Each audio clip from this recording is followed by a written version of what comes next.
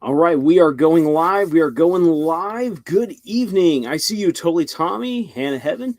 Great to see you here. Hello, hello, and hello to everyone else. Welcome to tonight's live stream. Or good morning, good day, wherever you are. It is great to have you all here with us. There we go. There's the audio.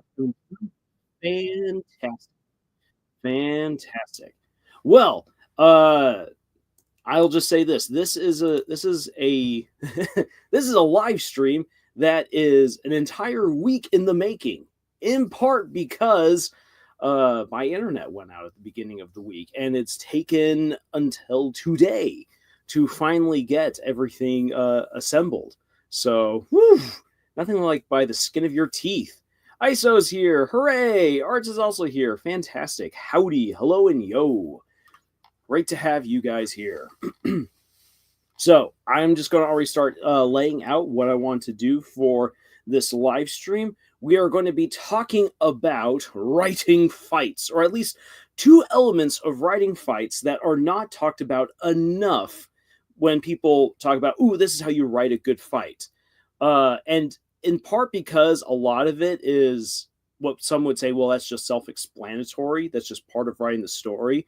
But you would be surprised just how much weight these two elements really, really hold, and that they are the ones that kind of make fights truly stand out. You can have a very aesthetically pleasing fight with great characters, great moments in the action, and yet it could fall completely flat outside of that in the moment experience. This is something that a lot of the recent Star Wars movies and Marvel movies have been experiencing as of late. So I'm going to kind of address what you can do to not fall into that trap. Art says, I've written very few fights. This will be a helpful stream. I hope so. TV account, you came just in time. We just got started. You haven't missed anything. And great to see that you're here since you sent that message saying you were thinking that you wouldn't be able to make it because of a planned blackout. So great to have you here.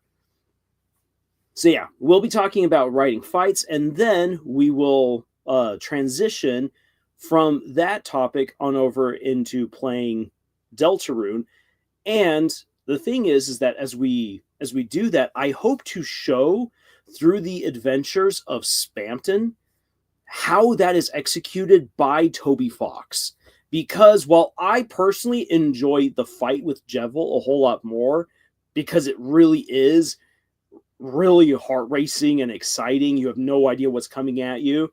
With the Spamton fight's a little bit more formulaic, though it's got way more bells and whistles to it. But what makes Spamton so memorable to so many people is all the build up to it, as well as the payoff, which the fight with Jevil really doesn't have. There's very little build up to Jevil, and there's very little payoff other than the whoo, I survived, and then the item you can get. Commoncraft Brazil is here. Hello, what did I miss? Commoncraft Brazil, you came here right at the beginning. You haven't missed anything. Hannah says, I know that Valentine's month is over, but I need to get this off my chest. Twilight the movie and the other movies suck like booty cheeks. They fail to write romance. They suck at everything. That they do. Oh my gosh, the Twilight movies are something else. The Twilight movies only became as popular as they did because there was a host of people who loved the books. And the books definitely have their own issues as well, but man, the movies, wow. Yeah, the writing for the writing for romance, especially in that first movie, just isn't there. There's no reason, no chemistry whatsoever between Edward and Bella for those two to get together. I'm sorry. You know the only ship that I care about in Twilight is Charlie and being right. Because Charlie, dad, that guy's awesome. And he's right about all the stuff he's got to say. And if Bella would have just like listened to her father, yeah, sure, she wouldn't have gotten together with the sexy vampire guy, but she probably would have had a much happier life. Just gonna say. Arts, it's the 2-for-1 discount. TV count. So, like everything else in writing, it's all about setup and payoff. Pretty much setup and payoff, setup and payoff, setup and payoff. As we're going to talk about, formula can largely go on out the window. However, I will be talking about some of my experiences in writing action and writing battles and fights, because I love writing action scenes.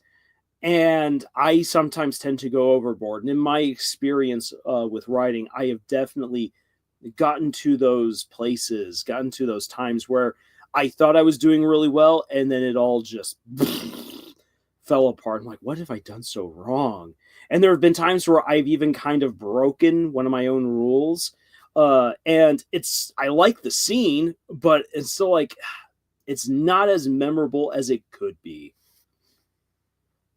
So Han says, I don't care if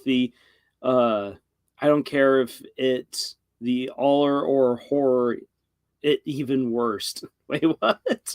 Yeah. Sorry, Hannah, but that sentence is a mess, just like the movies. Comcraft Brazil says, I can't believe when I found out that apparently the Twilight movies botched the adaptation. Like, apparently the whole shining thing under the sun in the book was supposed to be blinding like flames. Yeah, but they could only afford the sparkles because budgets. Because the first movie and second movie are seriously under budget. Omega says, good thing Kamen Rider has a lot of examples of cool fights. And as we're going to get into this, I'm Omega, like there's so many amazing fights out there, but the ones that are truly memorable and actually serve the story, we're going to get into how that works out. So I think really then, without any further ado, let's start diving into this. Let's jump on over to our slideshow. The key to writing awesome fights. And I feel like I need to go back at some point and redo my video about Adolin versus Relis. For one thing, just that way I can get Adolin's name right. There's the two guys. So that's the fight that's happening here on this particular slide. Adolin versus Relis, and you got the guy with the blue coming off of his hand. That's Kaladin. One of the best dynamic duos in fiction. Kaladin and Adolin, and this is the fight that allows them basically to become friends. I need to go back and redo that video because there's just so much more to it now that I've got the first 5 books in the series, and you can clearly see the arc that these characters go on. Like the implications for Adolin in this fight is just amazing. The payoff, so good. TV Count says, what about the fights in Ruby? The fights in Ruby from seasons 1 through 3, but a fair amount of season 4, even though season 4 doesn't actually have really big fights, and that's because of the situation that the girls find themselves in. Seasons 1 through 3 have the best fights in Ruby. There are other fights that are pretty good, but man, by the time that we get to not to Beacon, when we get to Atlas, oh my gosh, so much wasted potential, so much clunky fighting, and the setup is stupid because in Ruby they contort, bend, and twist Ironwood so totally out of character to make sure that they can have their stupid little self-righteous fights. Oh, it annoys me. So TV accounts, again, earliest fights of Ruby, chef's kiss, amazing. Later fights, awful. Okay, so Hannah's specifying if we go back on up there. I don't care if it's a thriller or a horror. It's even worse. Okay, Comcraft says, I remember once coming across a fanfic where the author not only neglected describing the fights beyond minimalist descriptions, but also used sound effects all the time, like bam and pew pew. It was so jarring to read. That works out really well if it's a comic strip, but that's because then you get all of the visuals. Art says the Empire Strikes Back fight between Luke and Vader is a perfect example of a fight with detail and setup. Oh my gosh, yes. Luke versus Vader in The Empire Strikes Back is so good. The funny thing is this, as a kid, I didn't like it. I thought it was boring. As an adult, I am glued to the screen because I appreciate it so much better. Commoncraft says, what about the fights in Mistborn? I only read the original trilogy right now, but I liked it. The fights in Mistborn are incredible. I love the fights between Kelsier and the Inquisitor during the execution. That is such a bonkers scene. Like I want this scene to be animated so badly when the Inquisitor takes the cage and chucks it at Kelsier. So for those of you who don't know, there's a mass execution in the city square of Luthadel, where most of the book Mistborn takes place in. And one of the main characters, Kelsier, is all like, I'm going to put a stop to this today. And then so he jumps down into the execution and he starts using his powers over metal to like free people, throw warriors around. He becomes this whirlwind of magic and power. And then one of the Inquisitors comes to fight him. These guys have all of these crazy abilities. They're humans that have nails rammed throughout their body to grant them abilities. And they are freaking hard to kill. And they're super strong too. So one of the Inquisitors picks up an entire prisoner cage, which is this huge carriage with iron bars, and just chucks it at Kelsier. Kelsier jumps into it as it's flying, and then he suspends himself, pushing against the metals. So when it crashes, he's totally fine. Comes out, he rips the whole thing apart with his powers, and he just starts slamming the Inquisitor with all this debris and just pummels the snot out of him. It's so cool.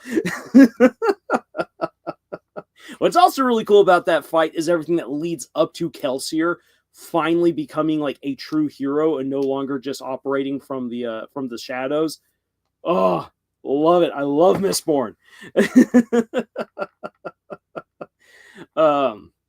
TV account says, yeah, I just survived volume 5. So yeah. Yeah, volume 5 is rough. Volume 5 is where everything falls apart. The moment that you see where Yang is driving off to, where she's not chasing after Ruby, but that she took the route to go after her mom, that is the moment where I knew that they went against what Monty wanted. Because Monty had Yang chase Ruby. Oh, it's so frustrating. ISO, as a sword fighter, it's also fairly realistic, aside from the laser swords on a city in the clouds. Yeah, because they actually got good people who knew how to use swords. There's a lot. I've seen other people as well, ISO, talk about the skill in that fight between Luke and Vader and just how good it is. Commoncraft says the way Kelsier made the metal swarm spin around it was almost alive, even though only pushing and pulling was possible. Oh yeah, like Kelsier is just he's such a beast. He's one of my favorite characters in the whole Cosmere. TV accounts, also the fights for ZZZ Agent promos is crazy. Like, wow, I don't know anything about ZZZ Agent, so I will have to enlighten myself later. Commoncraft says, I kept meaning to watch Ruby for the longest time, but I kept forgetting. Commoncraft, I would highly recommend watching the first 3 seasons of Ruby, and if you want to get disappointed after that, you watch the rest. The first 3 seasons are amazing. Okay, so the key to writing awesome fights. You guys have distracted me, which I don't mind. You guys know I like good tangents. Let's get into our goals for this lesson. We want to understand that all fights, battles, duels, skirmishes, wars are written differently. and the power of properly bookending a good fight. This is the big thing that we want to do. We want to understand the setup and the payoff. We've already talked about setup and payoff in previous lessons and in other dedicated videos, but it needs to be revisited, especially when talking about writing a good fight, because this is again an element that we just kind of accept as self-explanatory, but you really, really need to be paying attention. And I'm going to bring up some examples of like good stuff that's been done, of something bad that I've done, in order to try to illustrate why this is actually something that I think a lot of people find difficult. And when I finally get around, I know I'm so late on making this video. When I finally get around to doing the full, and I've already practiced this will be a nearly 2-hour-long video of talking about the Battle of Helm's Deep versus the Siege of Eregion. One of the reasons why a lot of people will say that the Siege of Eregion from Rings of Power is not a bad battle scene is because the writers actually did all of the setup and they do the payoff. It's actually there. Yes, the battle sucks for a whole variety of reasons, but it feels right because they actually managed to tap into a formula that people expect, even if they don't know what to describe the different parts of it. They just feel like, oh, everything's coming together. And it does. Not only that, the writers even added on a kind of an element from The Return of the Jedi. So thinking about Star Wars right here, The Return of the Jedi even adds on extra layers to its big climactic battle, which is all about fighting the Imperial fleet, destroying the second Death Star, the battle down at Endor, which is all amazing. And at the heart of it all is Luke versus Vader and the Emperor. That is the heart of the conflict. Because if Luke doesn't win, let's say the Death Star was destroyed with Luke, Vader, and the Emperor on it, the Force would still be out of balance, and the galaxy would careen into even more destruction and war. By Luke beating the Emperor and helping to redeem his father, the Force comes back into balance, and Luke can rebuild the Jedi Order in a way that will preserve peace. Yes, I know Disney screwed it up from there, but let's not count the Disney movies. And the Rings of Power even has an element like Luke versus Vader in the Siege of Eregion. And so it just feels really epic. It hits all of the beats, and yet it still sucks. And that's why it's going to be a very long video talking about why it sucks, but also comparing it to the battle that they tried to rip off, which is the Battle of Helm's Deep, and why it works, as well as the difference between what the movie did and what Tolkien did in the book. Whew, it's going to be a lot. Yar says, nice, Attack of the Clones reference. Yeah, because Attack of the Clones, horrible dialogue, great action. Art says, so it feels like it had effort? Like this is the same Rings of Power talking about. Yeah, I know, which is insane. You can tell that they put effort into it, which makes it even worse because they executed it so badly. Deacon says, Zenless Zone Zero is a combat game. I'm talking about the Agents trailers. Trust me, they fell footage for a show you never got to watch. Oh, okay. And Jiraj is here. Great to have you here, Jiraj. Okay, so moving on with our lesson. No two fights are exactly the same. And one of the reasons why that is because there's no formula for writing a good battle. All battles are determined by, but not limited to, stuff like the characters involved, the abilities, the terrain, the motivations behind these characters' actions, the time of day or the time within the story. Numbers, meaning how many people are fighting how many people. Is it one guy versus 100, like Cyrano de Bergerac or Guts from Berserk? Is it 1-on-1, 2-on-2? Is it a Mexican standoff? Are we talking about two massive armies or one massive army versus 300 guys all ripped and completely coated in grease? So that's what we're looking at here. There's all these different elements that go into writing a fight, which will always make fights feel different no matter what. Commoncraft says, I have flashbacks of talking about Star Wars with my father, but my father never learned about the prequel and the rest. Not that the original trilogy got renumbered, so we both talked past each other. Oh. Actually, during COVID, one of my favorite experiences during quarantine was actually talking about Star Wars with my dad. That was fun. I'm Omega. Honestly, the Coliseum Rescue in Attack of the Clones was a fun level in Lego Star Wars. I never got that far in Lego Star Wars, I'm Omega, but it's a great scene in the movie. And it's one that, like, as a young teenager at the time, I was completely captivated by that scene. Like, so many of my little, like, imaginings and ideas and whatnot came back to that Coliseum scene because it's fantastic. It's really, really good. Okay, so what I want to do is I want to kind of do a little bit of compare and contrast right here. And yes, I know these are all incredibly different stories. With Harry Potter, Yu-Gi-Oh! If you recognize the little one down there in the bottom left, that is Adolin versus Relis again, and then the Battle of Helm's Deep.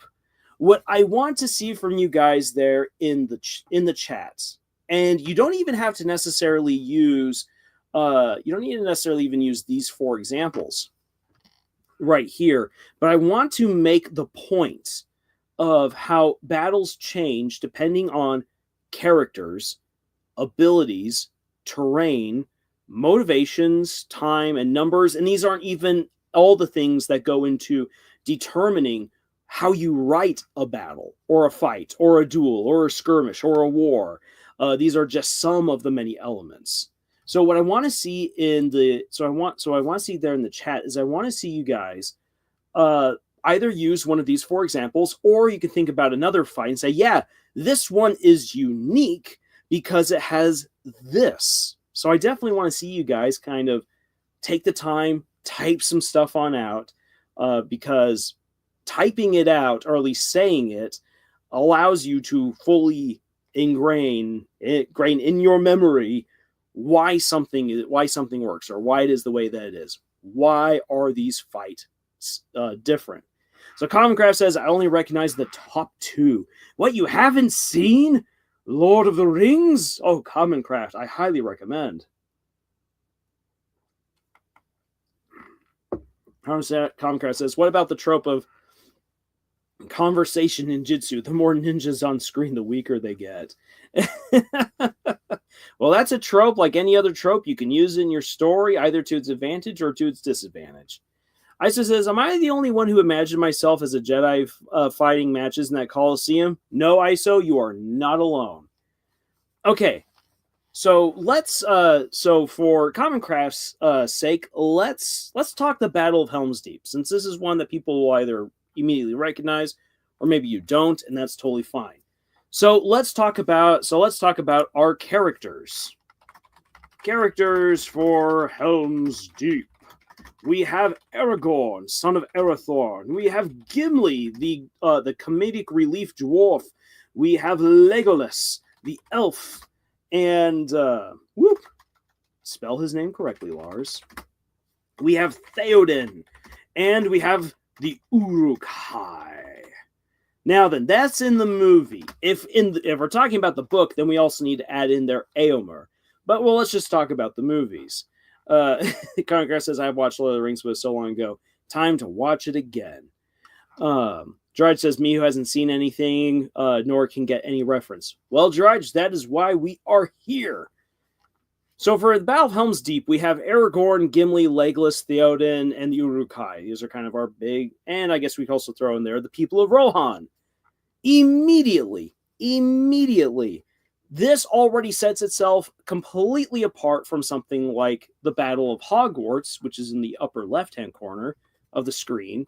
Even though the Battle of Hogwarts is a siege over a castle with 2 different armies going at it, This is entirely already. We can just see these characters are so very different. The moment you get into who Aragorn is, who Gimli is, who Legolas, who King Theoden is, who the Uruk-hai are, immediately you see that, oh yeah, to compare the Battle of Helm's Deep to the Battle of Hogwarts is comparing apples to oranges, which you can do. And a good apple and a good orange are tasty and healthy for you. Just like the Battle of Helm's Deep and the Battle of Hogwarts are two really awesome battles. But if you want to say, no, the Battle of Hogwarts should have been more like the Battle of Helm's Deep, no, because the Battle of Helm's Deep is already so vastly different based on just the people who are involved. So, for instance, Battle of Hogwarts, tons of magic. What are the abilities that the people at the Battle of Helm's Deep have? At Helm's Deep, there is no magic. At least at first. Magic comes into play finally when Gandalf arrives on the scene and when the Uruk-hai realize that the horns, which are the trees that have become too entish, the trees that are trying to murder the orcs, appear behind them because they've marched there overnight, which is really, really, really creepy to think about. But at Helm's Deep, otherwise there's no magic. This is purely skill versus skill. The sword and the bow and the shield and the battering ram. There is gunpowder, though, because there's some massive bombs that get set off. But ultimately, it all comes down to ability and strategy. Whereas in Harry Potter, at the Battle of Hogwarts, you get all these spells that are being used. You have one point, McGonagall animates all of the desks, so that way there's a stampede of desks that run over Death Eaters. Professor Trelawney is taking her crystal balls and chucking them down on people's heads to knock them out, while Professor Sprout unleashes all of her most deadly plants on the Death Eaters, while the Death Eaters are all just using the killing curse when, hello, you guys have exploding spells. If it were me, I'd be going around shouting Stupefy Reducto and whatever the explosion spell is over and over and over again and just blowing the place up. Jiraj says, why am I thinking about Warhammer 40k? Now is not the time, brain. But actually, Jiraj, it's the perfect thing, because Warhammer 40k is so vastly different from almost any other story, and that's why anyone who says you should pattern your battles off of Warhammer 40k might not work with whatever other story they're trying to tell.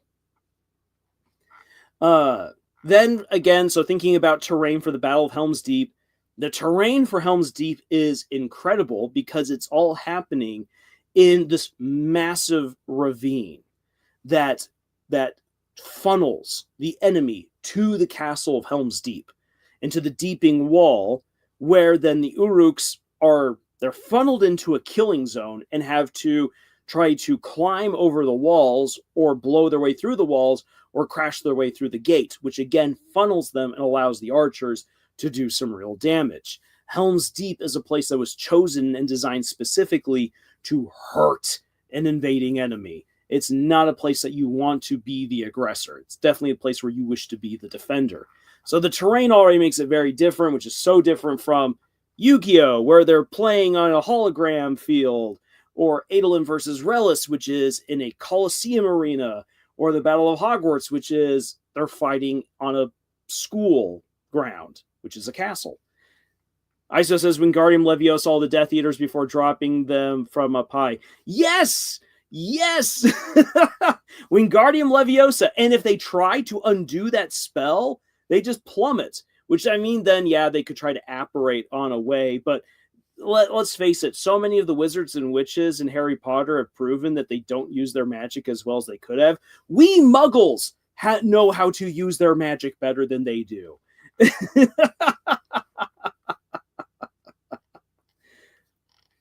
Then also, let's talk motivations. So motivations at the Battle of Helm's Deep. Motivations, humans must survive the night in order to win. And the Uruks are just there to kill everyone. I mean, pretty straightforward, but a lot of battles really aren't that straightforward. At the Battle of Hogwarts, Voldemort's there to kill Harry, and Harry's there to kill Voldemort. But ultimately, Voldemort doesn't want to destroy Hogwarts because he sees it as his birthright, and he's more interested in corrupting and brainwashing the rising generation of witches and wizards in order to create his perfect world.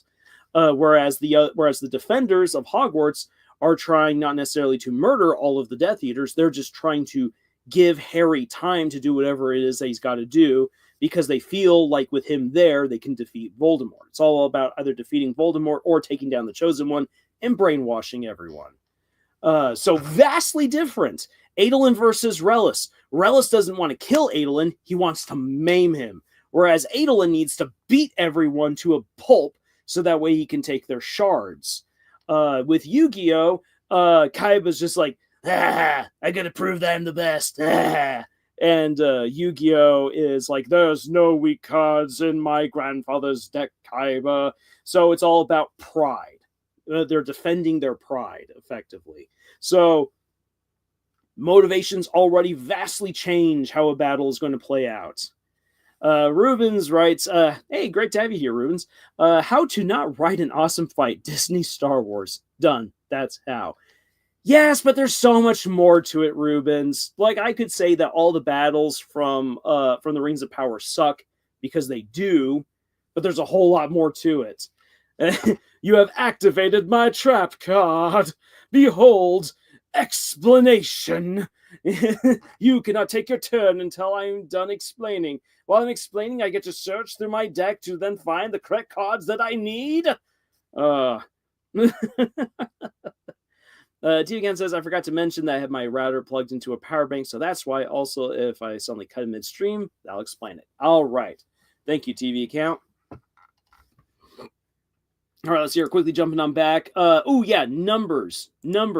So in the book, so here's this is the difference between the movie and the book. In the movie, there's very few defenders at Helm's Deep. It's like 1,000 people when the elves finally show up. A few hundred to a few to like just barely over 1,000 versus 10,000. In the book, it's about 6,000 versus 10,000. So that means that the riders should actually be able to defeat the Uruks.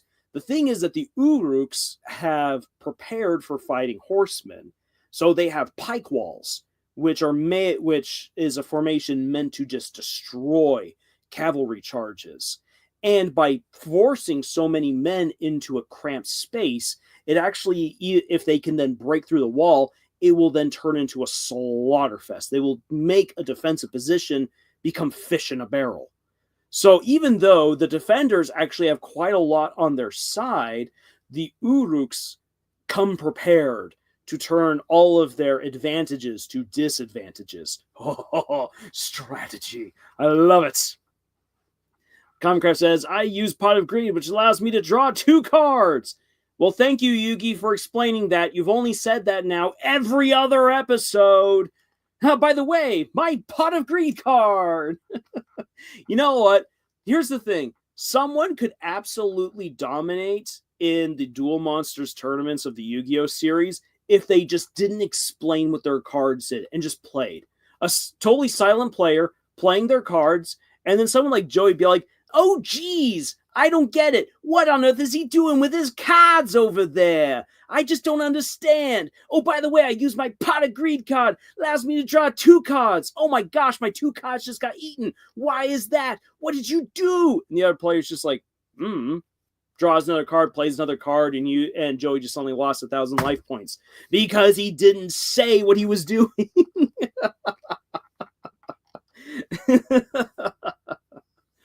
Gerard says, is it weird to think of historical stuff like All Quiet on the Western Front, 300, and then just go, the fan-made Saitama versus Garo animation, and then think of Alan Becker's animations? Not really.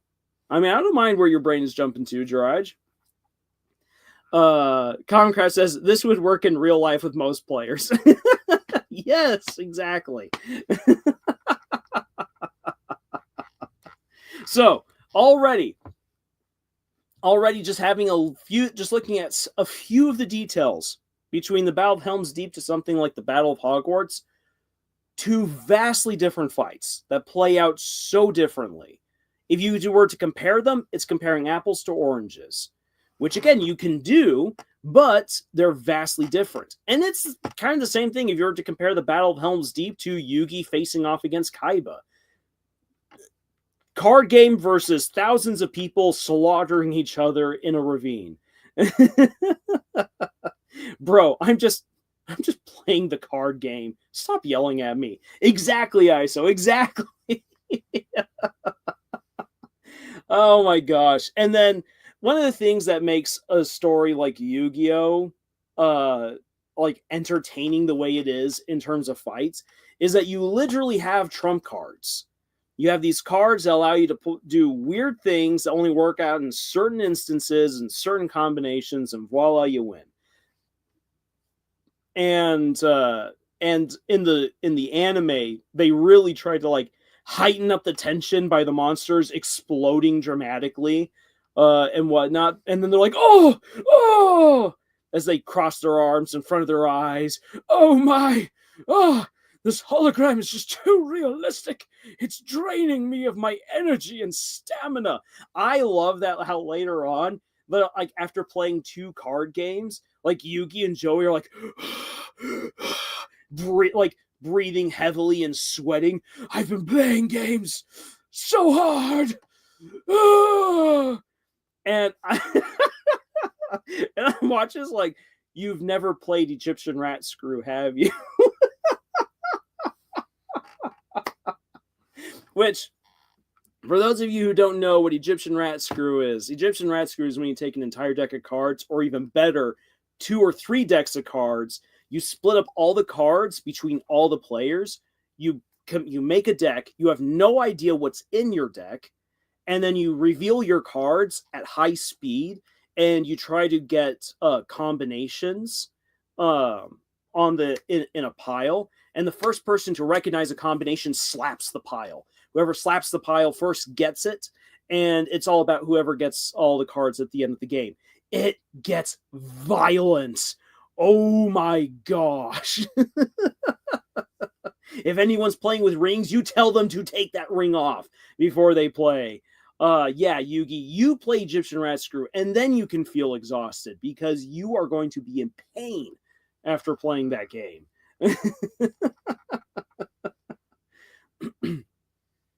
Concrest says, I remember the last Sonic versus Shadow battle in the Sonic 3 movie, which is pretty good.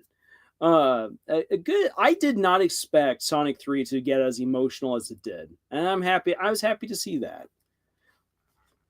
All right, so we'll continue on right there. I've gotten a chance to have my rant right there. If you want to know all the details into Adolin versus Relis, you can check out one of the videos that I did. You can check out one of the very first videos I ever did on this channel, which was about that duel. So good, because basically you have these guys who are in suits of armor that give them super strength and super speed, and they've got swords that cleave through people's souls.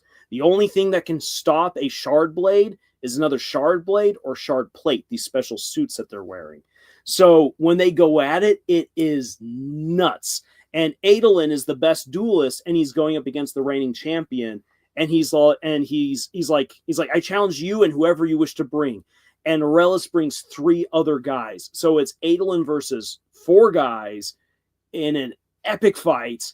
And it keeps ratcheting up. But what is so good about it, as we're going to get into with the setup and the payoff, the setup for the battle between Adolin and Relis is already happening back in the middle of the first book. And this fight takes place in the middle of the second book. So you have like 1,000 pages of buildup to this moment. And then the payoff, there is still payoff happening in the 5th book of the series for stuff that happens in that fight. It's genius. Brandon Sanderson did a great job. Conquest says, wow, talk about violent cards. Oh, yes. Egyptian Rat Screw is a violent game. Prince Narnia, Prince Caspian, the King Peter versus King Miraz duel was great. It was a pretty good one. I need to rewatch Prince Caspian because it's been years, but I really liked how they tried to flesh out a lot of the adventure and violence that's only hinted at in the book. Gerard says, "May I suggest spoons with a 3-meter table? That's a very tiring combo." Gerard, I'll even raise you further than that. Play spoons at a movie theater, where you put all of the spoons at the other side of the theater, and everyone's playing in a corner. And then when someone finally's got 4 cards, they start booking it across the movie theater. It is hilarious. And you're going to get a workout. I did that once with a bunch of friends in college. I can't remember which movie we were waiting to go see. But we were there like an hour early. And so there was like 15 of us who were playing spoons and just sprinting across the movie theater. And all of the employees were just watching us with the most amused expressions. Okay, so what's the takeaway? Because each fight will be written differently based on the story itself, this is what makes any formulaic approach to writing a fight nearly impossible. Anyone saying otherwise, as in the words of the dread pirate Roberts, or Wesley, they're just selling you something. However, 2 critical elements that all well-written fights have are the setup and the payoff. Fights don't just happen in a vacuum, and they don't just simply happen because, and if they do, if you decide to write a fight like that, it's not going to be as strong as it could be. Furthermore, there must be consequences or payoff for each fight. Otherwise, people are going to ask themselves, why did I even bother? Because here's the thing, contrary to popular belief, not everyone is interested in seeing a fight. Not even all dudes. A fight sounds great and everything, but we enjoy a fight that we understand. We enjoy a fight to which there are stakes. We enjoy a fight to which we have someone that we know we can root for. Like, for instance, in Prince Caspian, we all love King Peter. We know who Peter is, and we want him to beat King Miraz. And the movie kind of gives a good bit of character development to Miraz, which again was lacking in the book, in order to make the fight way more high stakes. And so it works. If you didn't know who Peter was, and if you didn't care, and if you didn't know who King Miraz was, then why do I care that a young boy is fighting a grown dude in a sword fight on a magical island? What? Or I say in a magical world. So you need to have the setup and then the payoff.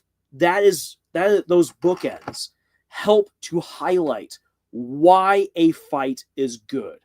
Because if you don't have that, it just exists in a vacuum and it doesn't have the impact that it should.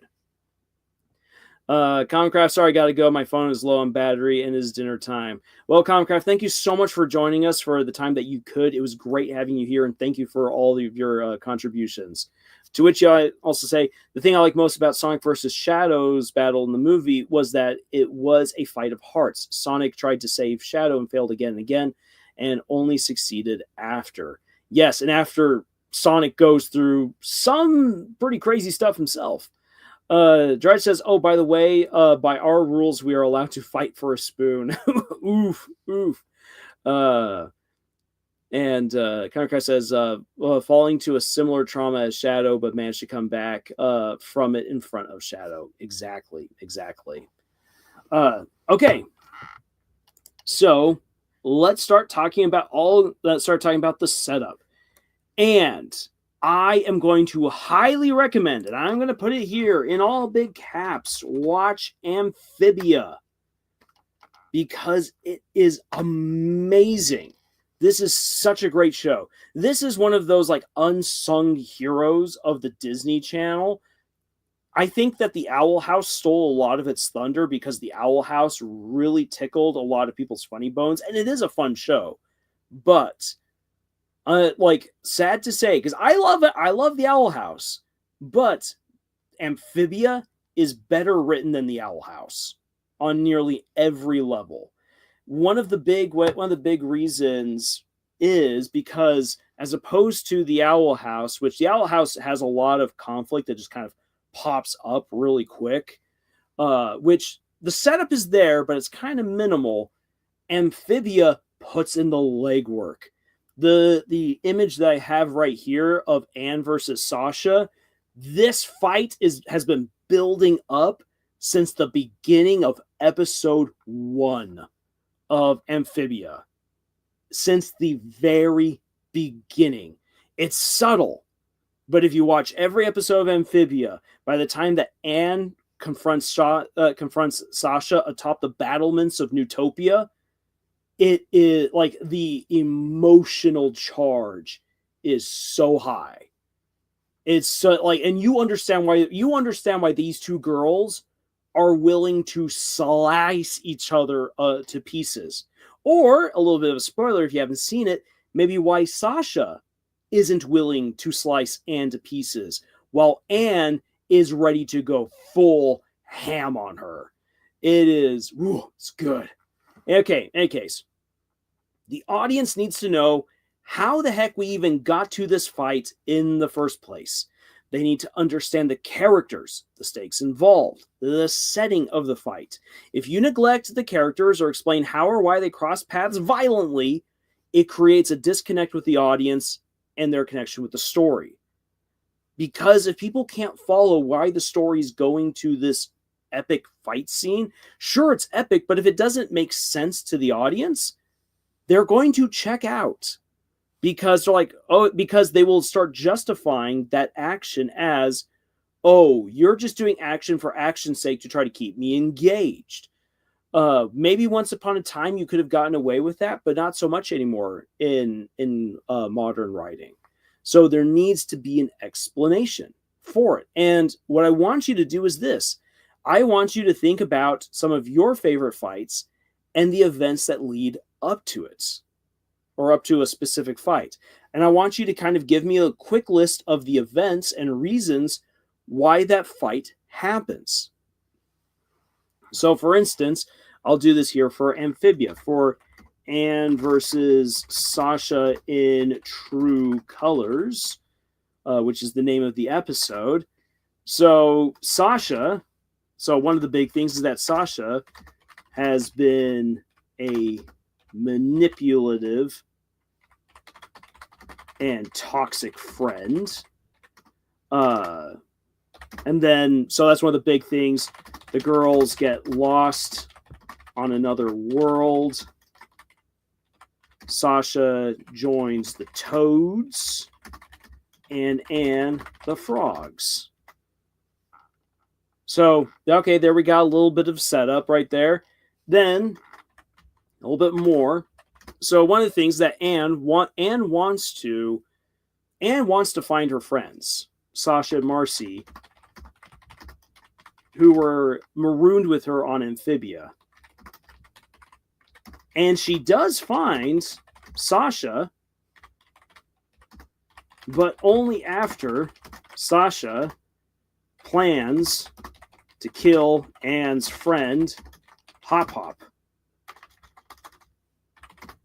Yeah, this isn't a kid show.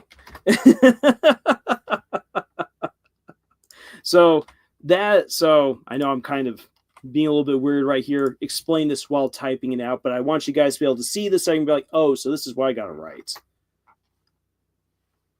So even though they find each other, and so even though they want to find each other, this is kind of a bad thing, which Anne tries to talk Sasha out of doing. However, what really helps her out is that earlier, by becoming friends with Sprig, the frog, Anne learns what a real and good friend actually is. And she realizes that Sasha is just manipulating her again. Now, this all happens in the first season, which culminates with Anne fighting Sasha to save Hop Hop and the frogs. Sasha is exiled with the Toads, who vow vengeance. And so that is a lot of the setup for the fight that you see right there in that picture. Sorry, Art says, sorry, I was distracted. I'll be back in a few. Don't worry. We'll still be here, Arts. So this is kind of what I want to see from you guys here in the chat. Think about one of your favorite fights and think about what are some of the things, some of the events or character motivations, some of the choices made, some of the actions taken that lead up to that fight. And for those of you who would actually, you know what, let me see. Oh man, I'll be risking copyright here, but for you guys, I will attempt to do this. I'll try showing you guys, if I can get it, what this fight looked like, because it's so fast. There's not a whole lot happening in terms of like epic action moments, and yet, like, as I'll show it to you guys, like, it's fun and everything, but the build up to it, the emotions behind it, is where this fight just comes to life. Okay, Amphibia. Let's find your true colors shining through. Yeah, I see your true colors. That's why I love you. Scratchy throat.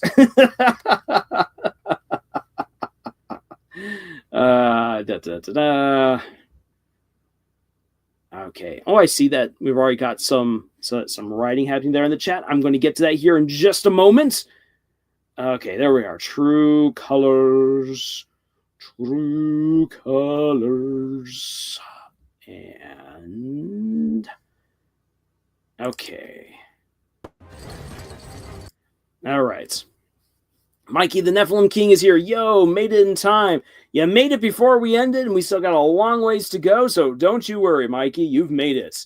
So Cal Kestis versus Boda Akuna in Jedi Survivor. Am I saying it right? Is it Bode or Boda? I'm going to say right now Boda. Boda has been around since the very beginning as an ally and a friend, though through everything, Cal and Boda fought together, earning each other's trust. Excellent. Excellent. I already like that right there. I know very little about Jedi Survivor, but I have heard it's a very fun game, and I'm interested in hearing more about this big fight. But when the Empire attacks the secret base of Cal's allies, Boda reveals that he's always been working for the Empire, and he steals an important device, killing one of Cal's friends. Ooh. Oh, the betrayal. I love it. I love me a good betrayal.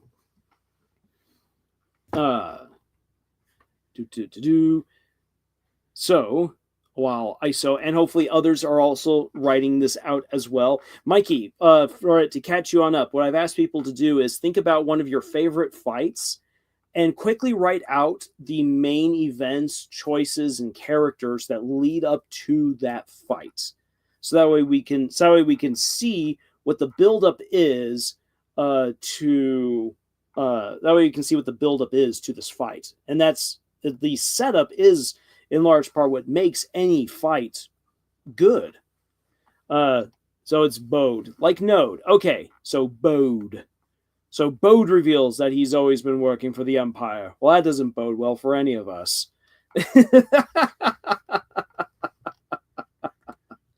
All right. So this right here is well, I've got the clip that I have right here is the beginning of the fight between Sasha and Anne. I can't let you close that gate. Oh yeah. And so I said, like, the Toads have vowed vengeance. They've come to the city of Newtopia, which is the capital of Amphibia, and they intend to overthrow it and overthrow the king. They've already captured King Andreas and have already gotten their people into the city. However, there are still enough power within the city that if it can rally, they can get rid of the Toads before another army of Toads comes to reinforce Newtopia.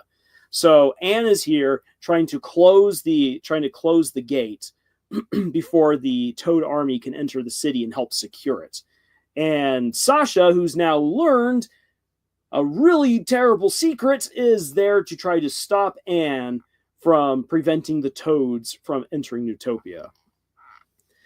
Isa writes, Cal pursues Bode, facing him in a battle that Cal was unprepared for and gets knocked unconscious, allowing for his mentor and teacher to fall to Darth Vader.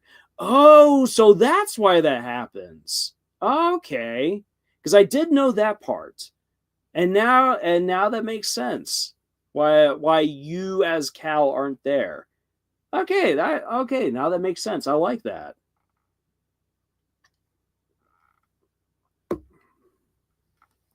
Art says, Chris stood frozen, shaking as they held their sword in both hands, gritting their hands as an all too familiar doe walked towards them. Sweat ran down their blue-skinned head. They had dreaded ... Dryge writes, combat gods, especially the second part, is sort of a simple fight, but it's great to me. It's between two characters who just started fighting for no reason at first. So no reason at first. All right. Just try to stop me. All right. Right. However, as they go on, they are fighting over a wish. Okay. Fighting over a wish. What do you wish for? Now then, as I will show, this fight goes between Anne and Sasha goes really quick. Like, there's nothing much about it that is like over the top, super cool. Why is it so memorable? It's memorable because of the emotions that are all tied up in this, the history, everything that's been leading up to this point. As Mike says, I love the build up to this battle. Yes. There you go. There you go. There's a proper sword thrust right there. Now then, one of the things that would have been good to know before this particular fight, so it makes sense why Sasha knows how to fight, because she's had an ex-gladiator teaching her now for months how to battle. But with Anne, you're like, how is Anne so good with a sword? You find out in the third season that she and her parents have been doing mock lightsaber battles for years, and that's why she knows how to wield a sword. Also, she was trained by Tritonio, this thief Newt, but that only happened for like a day. So, all right. So this moment, they didn't want to fight her, but they knew they had to. It was the only chance they had of knocking some sense into her. They were her Christmas after all, and she was December. Ooh, I like that. I like those two lines right there.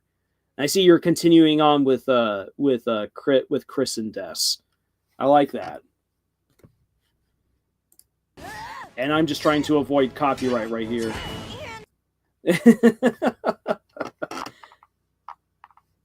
All right. Yep. Excellent. Most excellent. And yeah. If I were to get even more into this fight, like I said earlier, Sasha isn't actually looking to really slice and dice Anne, because right here she has the perfect opportunity to incapacitate Anne. Anne has been caught around both arms. She's locked into place. And Sasha, even though wielding two swords in the same hand is kind of a dumb idea, swords are sharp and they can do stuff, especially because Anne is only wearing a breastplate. So she is very exposed. Isa says, Cal and his friends track Bode to an Imperial base, where Cal infiltrates the enemy base to confront Bode again, but instead finds his daughter. Cal and Bode, not wanting to fight in front of her, talk. Ooh, okay. I did not know that. That's cool. Art says, I'm working on another story, though I got to fix that gritting line. Yeah, the gritting the teeth, like gritting their teeth, sweaty palms, or clenching their fists. Stuff like that. Just knowing which verb goes best with which body part. Art says, I love how she has two swords in a hand. Yep, two swords in the hand is worth more than one in a bush. I said, we get some more insight into why Bode worked for the Empire and his backstory in a somewhat civil conversation before Bode alerts security and makes his escape. Escape! Ooh, I like that. Please, too late, Sasha. There we go. Yes, in a fight. And here's the thing. Just as a little bit of like writing advice for actually then writing a fight itself, let characters get creative and actually use everything that they have there at their disposal, which legs and feet play a very important part in a battle, or at least in a sword fight. Don't just be like, they swung the sword, they thrusted, they moved their elbows and their head. No, footwork, fancy footwork, keep those legs a moving. Or as she did right there, sucker kick someone.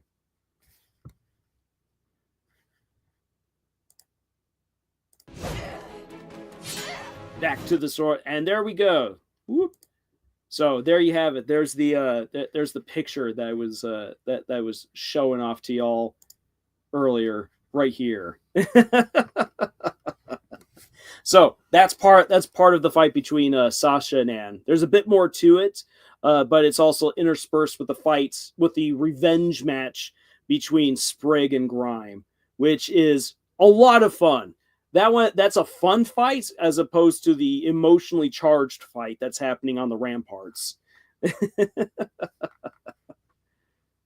Okay, so we've gotten some examples right here. I think ISO's still writing a little bit about what leads up to the real fight between Cal and one of his enemies, but this whole relationship between Cal and Bode, that's some good build up with other things happening, and there's some big intense moments.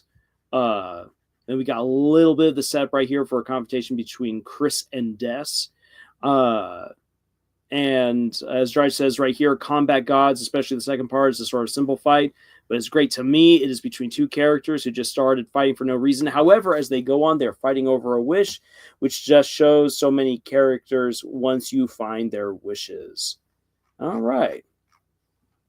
And ISO says, Cal gives into his rage and taps into the dark side of the Force to cut through Imperial forces and give chase to Bode, but he gets away once again.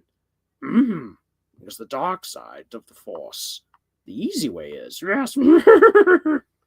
Yeah, if you take the easy way, then the bad guy always escapes. Bode escapes to Tanalor, a secret planet that can only be accessed by navigating the Kobo Abyss, which the device that Bode stole serves as a map. Oh. That's Bode guy. And he gets around. I just tell you that. I love what we're getting. To also though talk about like another great setup, since I said I love Adolin versus Relis. So as ISO is still writing out a little bit more, some of the other setup that just makes this duel of guys in crazy suits of armor with swords that cut souls. So it the first bit of setup is really, really nicely slipped in as a side conversation that you don't think is really relevant until later on, where people are mocking Adolin for not participating in more bouts, in more duels. Within the kingdom of Alethkar, people like to duel. It's a way of being violent without killing anyone, usually, but also it's a chance for people to not just win glory and honor and money, but to win other people's magical items, the shard blades and shard plates. And people want to take away Adolin's shard blade and shard plate. And his father refuses to let him duel, especially during a time of war, which is what most of the book series takes place in, is a massive war. So he's like, no, that's inappropriate. I will not let you fight. I will not let you risk your weapons and armor. However, at the end of the first book, Dalinar and Adolin are betrayed by one of the high princes of Alethkar, Sadeas. And they can't really get revenge against Sadeas, and Sadeas has begun to poison all of the other high princes against them. So what they decide to do is humble Sadeas by having Adolin challenge all of Sadeas' underlings and friends in the ring, and then duel for all the goods, for the shard blade and the shard plate. And he begins beating all of these guys left and right in really crazy ways. And he basically assembles like a small armory of magical weapons and armor. And so the last guy that he needs to beat, Relis, if he can beat Relis, he will have humbled Sadeas's faction. And they will then have most of the magical weapons and armor in the entire kingdom. And Relis is like, no, I'm not going to challenge you. I'm not going to be that stupid. You're beneath me, Adolin. And so that's when Adolin's like, well, you're just saying that because you're a coward. And because you're a coward, you can come at me with any guy that you wish. And so Relis is like, he didn't specify how many. Just with anyone. With any guys. And so Relis comes with 3 other shard bearers to just destroy Adolin, which then leads to the fantastic duel of 1v4. Isa says, after finding another way through the abyss, Cal confronts Bode on Talinor, and despite his hatred for Bode, Cal gives him a chance to start over for his daughter's sake, and Bode rejects his mercy. No, Bode, no! I thought you were a family man. Why would you do this, Bode? I like this. This is a good story right here. And I've not played Jedi Survivor, so I didn't know that there was this much to it. I like that. Now then, we're eventually going to get right here to the payoff, and this will basically bring us on home. Art says, can you imagine writing a fight of 2 versus 1? Oh yeah, I can imagine that. Cal defeats Bode in battle and gives him one more chance, and his daughter begs him to stop. Bode seems to consider it, but after apologizing to his daughter, he attacks again, and Cal kills Bode. No, Bode, no! Oh, man. Well, so much for Father of the Year for you. Oh, that's so sad. Yeah. Whoop. Let me get back on top right here. I hate to reference Star Wars again, but Episode 3's Obi-Wan and Anakin versus Count Dooku. Okay, then. Say Obi-Wan and Anakin versus Count Dooku in Episode 2 and 3.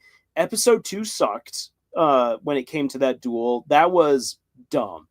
The book, so the novelization of the movie, made it way better. The movie just blazed through it really fast just to show that Dooku was really strong, in order then to make Yoda seem really cool by comparison, by being able to go toe-to-toe against Dooku. In Episode 3, Obi-Wan and Anakin versus Count Dooku was done better, but once again, it was really rushed because there's so much more story to get to. And so it feels like Dooku is just kind of wasted. Like, the Clone Wars series does a fantastic job of making sure that they give proper credit to Count Dooku and making that work. Spamton Neo is here. Power big. Don't worry, Spamton Neo. We are coming for you later tonight. Once we are done with this lesson, we are going to be getting into your story here in a bit. Now there's a fight. 3v1. Chris, look, I've become the execution officer of the observable universe. Spamton, great to have you here, man. Great to have you here. All right, so due to Bo's stubbornness, he forces his daughter to watch as Cal kills him. And because of that, she understands that Cal was not to blame for her father's decision. Oh, so Bode thinking ahead, but also still, why Bode? Why? The end. I'm still wondering why. All right, so I was under the impression that Dooku took it easy on Obi-Wan, being careful not to cut off any limbs, but didn't take it easy on Anakin at all. Yeah, pretty much. Which, I mean, I can kind of understand because again, Count Dooku, his Padawan was Qui-Gon, And so, because Qui-Gon and Obi-Wan have that immediate connection, he's like, well, slicing and dicing the apprentice of my former apprentice is kind of bad form, you know. Spamton Neo, screw the customer is always right. Yeah, you know what? The customer is often wrong.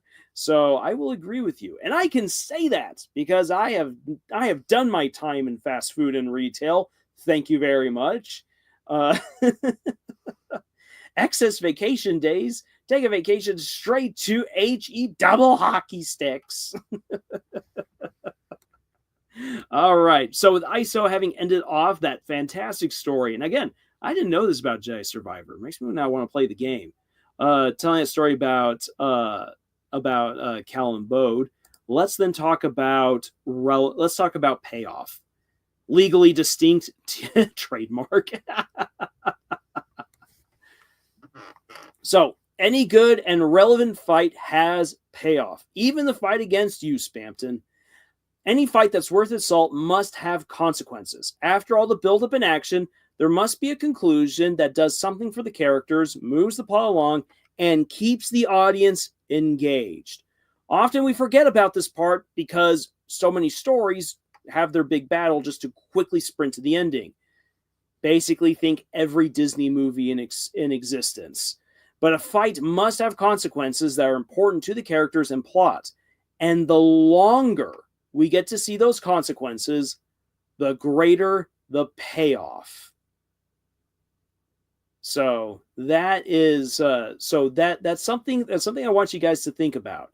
That like early fights or middle of the story fights can have real staying power, so long as their consequences remain relevant and transformative to the characters and the plot. Screw Big Shot. Now's your chance before you get shot. Ha ha! Spamton, the consequences of my boss battle had me turn into glasses and live in Chris's pocket for the rest of my life. Yes. Or if you take the Snowgrave route, it becomes even worse.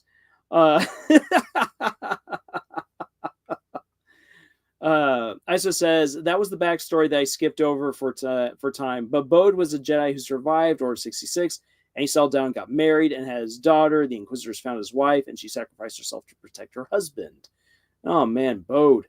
Bode, not wanting his daughter to live a life on the run from the Empire, allied himself within the Empire to ensure that she had a safe life. R says, I want to know how to make these dummy accounts. LOL. Arts, didn't Lancer already have a spot in Chris's pants hole? Yes, he did. We all have. It's stinky in here. Oh my gosh, I love this. Okay, so let me quickly give you guys an example of where I went wrong with this. Like, one of the reasons why I bring up why it's so important to have the setup and the payoff is that while I was writing Knights of Halley Cruise, for the introduction of my character Lagerblad, I wanted it to be bombastic. I wanted him to be in a brutal fight that would show off his abilities while not totally giving away everything about him. I wanted him to be memorable. Ha! And in that sense, people would say, oh yeah, no, it's definitely memorable. Having a guy murder a bunch of goons in a bar and leaving one of them impaled to the bar and then going and shearing off a guy's head. Yeah, sure. That's pretty memorable. But here's the thing. You don't have really any idea who Lagerblad is other than that he's there to kill Lord Andrew. You don't know anything about his backstory until way later on. And I mean way later on. And then as far as the consequences of that fight go, never come up again. And that's the way that I wrote the book. And it sticks out to me because, yeah, sure, it's a bombastic moment, but there's really what are the stakes? Who's this guy? Why should I care? He like he jumps off the page and it's cool and everything, but I will understand why people who have read my books are not as enamored with Lagerblad until way later on, because you didn't really get to know him. I sacrificed an opportunity to get to know a guy in order to have a cool fight scene. And it's cool, but other than like what I remember, because it just sticks out like a sore thumb to me, for anyone else who's read my books, they've probably forgotten that chapter. Because again, it lacks the buildup and the consequences, the payoff, to really make that little crazy fight in a bar really make good sense. Now, then someone might say, well, then again, at the beginning of The Witcher, where The Witcher is introduced and there's a quick fight scene and everything like that, that's kind of like the little bit of excitement. That's the hook. That's the hook to make you wonder, who is this guy? But that's the very beginning of the book. Lagerblad is introduced many, many chapters in, after you as the reader have already gotten introduced to the two main characters, Ben and Jessica. You're worried more about Ben and Jessica than you are about this weird white knight guy. And that's why it doesn't really work the way that you would want it to work. So yeah, that's me calling out one of my own fight scenes right there, because I didn't do the proper setup and payoff to make a cool scene really be highlighted and relevant the way that it should be. So I have learned my lesson by making that mistake. And it's in print, so it's always there. All right. Spam says, as in Friends, blasphemy! Only get my resources. That's definitely one of my favorite stories and battle buildups that I've ever experienced. Just reading what you've shared about Bode and Cal right there, that makes me actually want to play the game. Art says, it's funny that Lancer completely misses what's going on during the Snowgrave route. That's because Lancer is just a sweet boy. Hannah, did I miss something? Because I was busy. A lot of talking, Hannah. A lot of talking about Amphibia and Jedi Survivor. All right. Chris, look at my eyes. Directly into it. What do you see? Look at my eyes. Look at my nose. Look at my mouth. Look at my heart-shaped object. Oh, we will. We are going to get there. Unfortunately for you, Spamton, you will get no heart-shaped object. Now then, here is some writing homework for all of you authors out there. And I really do want you to do this, because this might help you, especially in the revisions for your story, or maybe for the planning of your story, wherever you're at. What I want you to do is I want you to create a timeline of the important events that lead up to a big battle within your story, and then what happens afterwards. And this big battle could be armies fighting each other, it could be Jedi Masters fighting each other, it could be a big argument between siblings, it could be a very vicious card game of Magic the Gathering. Whatever the big battle is within your story, I want you to have a timeline of the big events that lead up to it. Make notes of the characters and how they feel about each of these events and how those events lead them into the fights. Then I want you to make notes about how the characters are affected by that fight in all of the main events that happen afterwards. So, for example, to come back to Adolin versus Relis, where Adolin's got to beat a bunch of guys, he's got to win over their magical swords and armor in these duels. Hey, there's Sans the Skeleton is now here as well. We're just getting everyone. We're getting the whole gang in here. After the big fight between Adolin and Relis, one of the big things that happens is that immediately Kaladin is imprisoned for breaking the decorum is probably the best word. The decorum of the duel that happens. Even though he helps to save Adolin in the fight, he breaks decorum. He's imprisoned, and Adolin, who is so impressed with him, goes into prison and spends time in there with him. And thereby, they gain each other's respect, and they start becoming friends. That friendship is going to lead them through so many harsh things that come afterwards. So Sans asks, "How are you?" "I'm doing great." And we're really just getting going tonight. I mean, we've only been here for an hour 20 minutes, but there's still a whole lot of time left to go. Unfortunately, Sans, we're not going to be getting to your part of Deltarune tonight. I'm not going to be playing that long. There we go. Good drink of water. But that's one of the so their friendship is one big thing that definitely carries on throughout all the rest of the series. Also because, and really more immediately, because Adolin is able to win over so many shard blades and shard plates, they're able to equip what basically amounts to, even though it's like 10 guys who basically can now be as strong as an army of thousands with these weapons and armor, which gives them a real advantage at the end of the second book when they then go to fight against the Parshendi, who are one of the big enemies. So that immediately plays into like the big confrontation at the end of the second book, but the friendship carries on throughout the rest of the series. And some of the rivalries as well from the duels end up coming to bite Adolin in the rear, or end up actually really serving him very well from book to book to book. So there are consequences of that duel all throughout the rest of the series in various ways, and I love it.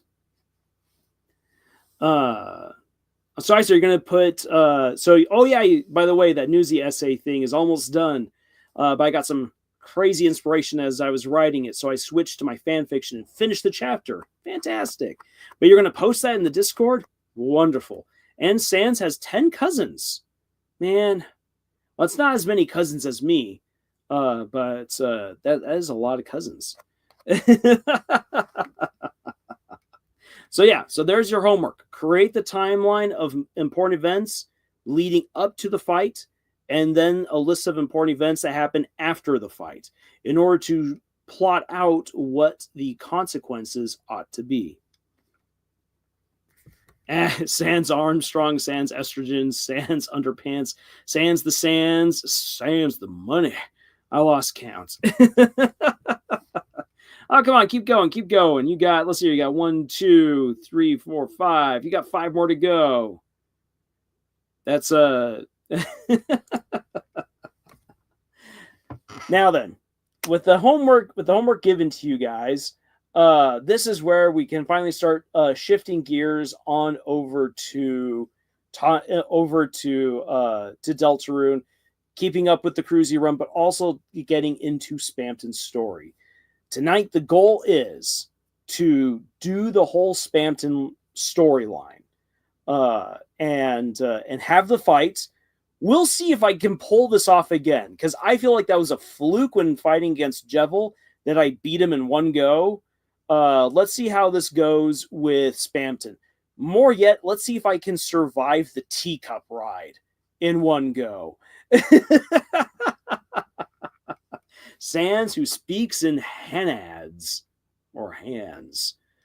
Oh, the Sans who speaks in hands. I try to stay wary of the Sans who speaks in hands. Sans the melatonin, Sans the banana, the one who speaks in hands. Don't talk about it. Sons Grindatail and Drans the Dreddleton. Oh yes, I met Drans once. Really nice guy. So as we go through this next playthrough of Deltarune, what I want you guys to do is pay attention to the build up to Spamton's story. Let's see everything that we can discover about him, and what is it that makes his particular fight a little bit more emotional and involved than the fight against Jevil, which is kind of like, oh hey, you stumbled across this guy. Here, go on this. You're now going to go on this adventure. You're going to get the pieces of the key. You're going to get the key forged. Then you're going to go. You're going to release Jevil, and you're going to have the fight. In this case, though, we finally. Let me slow down before I begin to stutter too much. But in this case, with Spamton, what we get to see is we get to explore, because we actually get to have real conversations with him. We get to learn a little bit about who this guy once was? What really motivates him? And then, then going from there, we begin to actually get into the fight. And the fight plays out the way that it does. And then what are the consequences of that particular fight? Can we then begin to see why Spamton stands out so much in the fan base? Not just because he's weird and funny. I mean, he is, and that's one of the things that really draws a lot of people to him. But there most definitely is more going on there. So let me start getting things ready on my end. It's your cousin, Mr. Neo. Oh, and now we've got Muffet here as well. Oh my gosh, we've got just someone get Azrael on over here, and then Kara, and we're ready to go.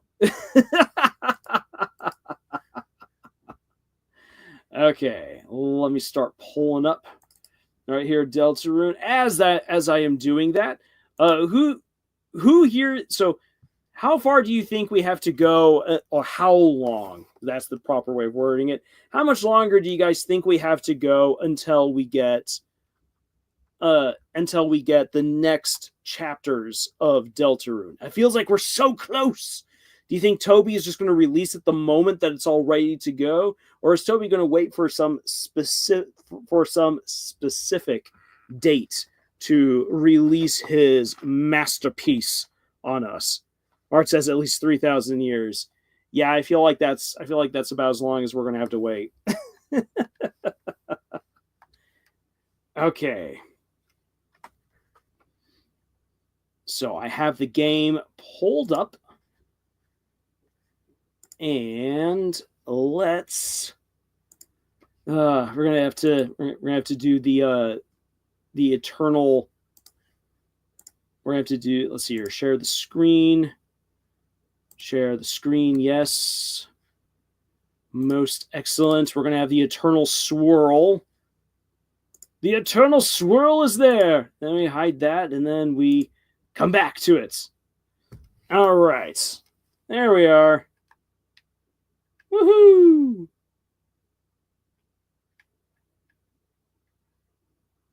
For those of you who do not remember, we got this. We have this little flirty moment. Hey, Chris, if you blasted flames down this horn thing, think it would torch the other side?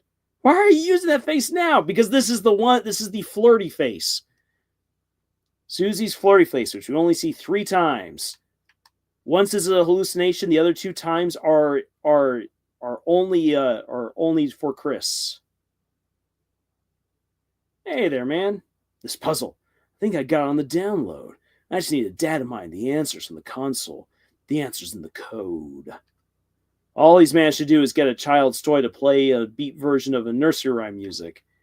Oh, hacker. At least you're here, man. Lancer, you're doing good. He seems to be well taken care of. Wait, he ate all of the spaghetti. He's doing good. All right.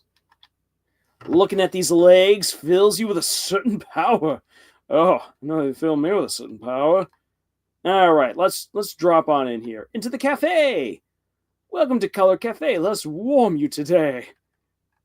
Now let's have a chat. Let's talk about yourself. Mike and Nephilim, stay solid. Oh, we got Metaton here as well. I'm loving the conversation you guys are just having right there. This is the most interesting chats I've ever been in. Yeah, same here. So Toby Fox, George R. R. Martin, but better. Yeah, because he actually delivers. When we are not attending to our needs, I and the Queen's other staff use this room as our humble yet colorful gift shop / cafe. And look at all those guys just dancing and flexing in the background. Please, shop to your heart's content. We're eager to serve your every wish.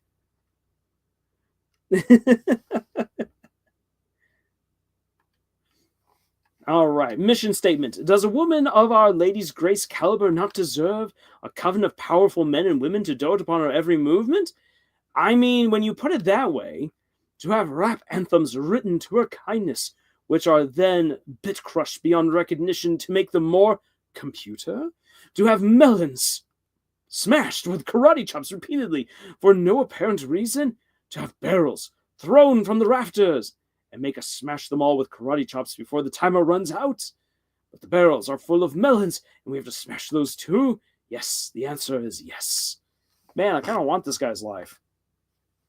Rules. I'm afraid I am not familiar with a guest of that moniker. Ah, wait, are you perchance referring to that unbearable, unique man who barged in here and demanded to be made butler supremeth? I'm afraid that person is now banned from this establishment, and may have suffered injuries as a result of his rather swift ejection. Please do not mention him again. We are still cleaning up the worms he left on the floor. Oh, the worms! Ha, my outfit. Yes, the monochrome look is quite suitable, isn't it? Black suit, colored glasses. Many people have failed to imitate this look. Ah, but you, my good sir, Swath, you have not actually gone to a Comic-Con, have you? So even going so far as to attempt to impersonate me in order to get the... Oh, never mind. Macaroon? Oh, yes, please. By all means. Let's see here. What do we want here? So, we got the big shot bow tie. Yes, we're going to buy that. Royal pin. Yes, we're going to buy the royal pin. Spaghetti code. Woven by master coders. Heals the party for 30. Yes, why not? And, of course, we're going to get some butt juice. Wait, what? Let's see if there's anything that we can sell. Selling items. No, we are not selling the spin cake. And, for the rest, we are going to leave that as is. Sell weapons. Yeah, we're going to sell the wooden blade. I'm sure she's going to enjoy this. All right. Sell pocket items. Nope. Don't be blue, we're here for you. All right. We are going to exit. Please come again. We'll be waiting for you with rose-tinted glasses. To look at the world in such a way. Because everyone loves butt juice. Toby Fox is such a fox with these apt descriptions. Oh, yes, he is. Yes, he most certainly is. All right, let's just have a quick look here at our items. Most excellent. All right, it's a door. Where will you go? We are going to head off here to Cyberfield. Yes, I know that we're going to do all the Spamton stuff, but first, we are going to have a wee bit. Actually, let's see here. Do we get any? Is there any new dialogue? Nope. See you guys. Smell you later. Better yet, so it's a door. Where will you go? We're going to go to the trash zone, but we're not going to do the Spamton stuff just yet. Because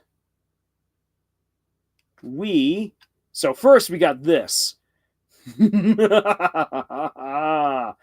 All right. We're going to do something with the mouse. We're going to trap all magic, S action on the pop-up. Well, let's see what happens when Susie uses the pop-up. All right. I caught 2 enemies. And ended up clicking on word processor and got a virus somehow.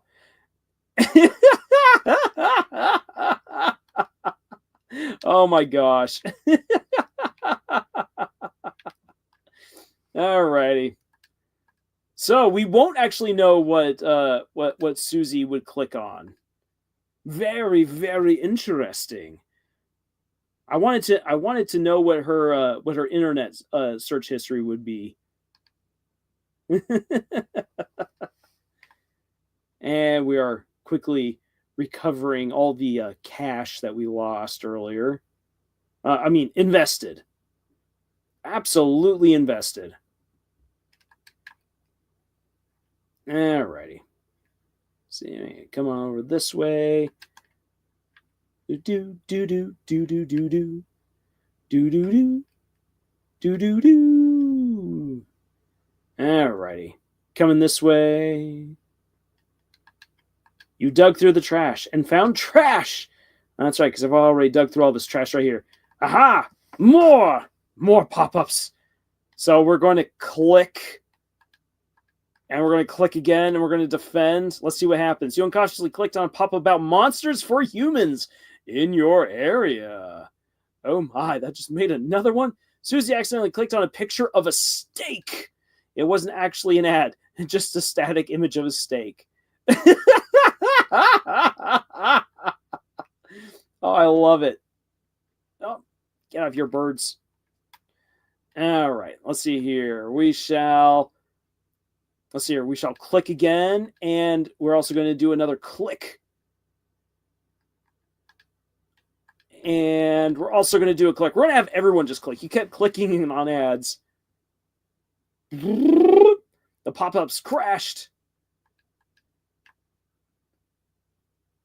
I love how that's one of the best ways. Wait a second. Weren't you just on over there in the castle?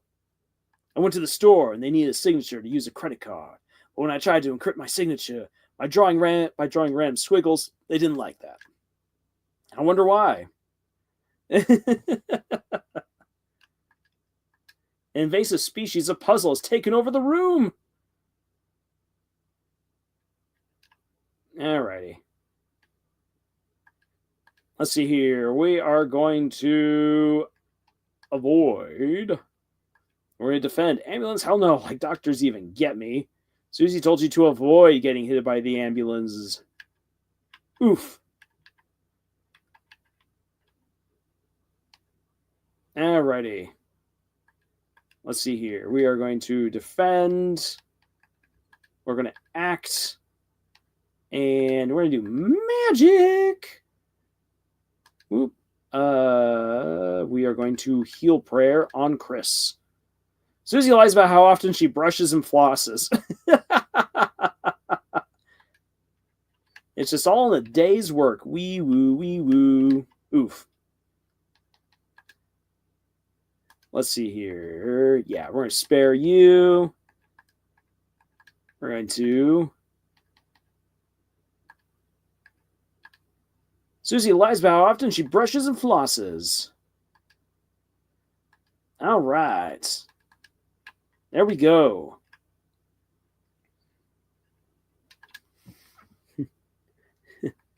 Rough luck with squiggle. Funny how that's my father's signs to this credit card slip with a squiggle. Spamton? Haven't heard that name in a long time. Oh, really? Any more? So... the Spamton story starts now making the rounds. Spamton? We don't talk about that around here. Well, why not? Hey, Chris, ever think about using these cones? Using them for ice cream. Burr, burr, burr. Ices, anyone?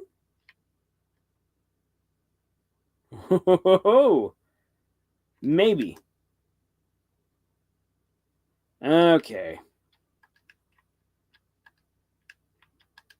Oh, darn. Gotta let them all just run again. Okay, there we go. That one, and... dang it.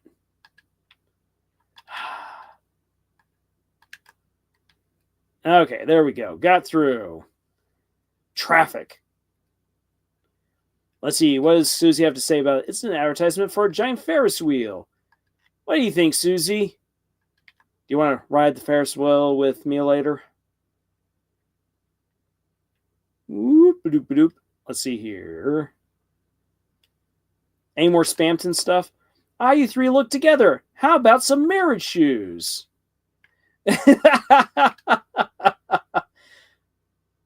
What? No dialogue from you guys? You guys aren't interested in that? Hey, got a way to deal with crushing existential dread? Asking for a friend.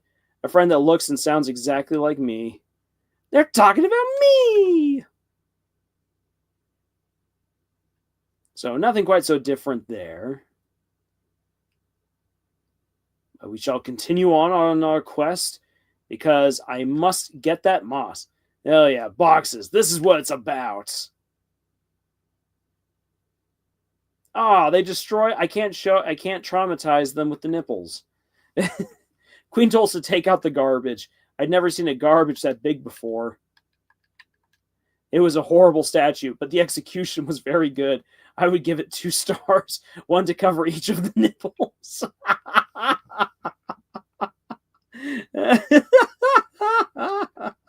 A Polly with Chris, Ralsei, and Susie? Well, according to the Addisons, I came to support the rebels, but they aren't here. Not really sure how I would support them, though.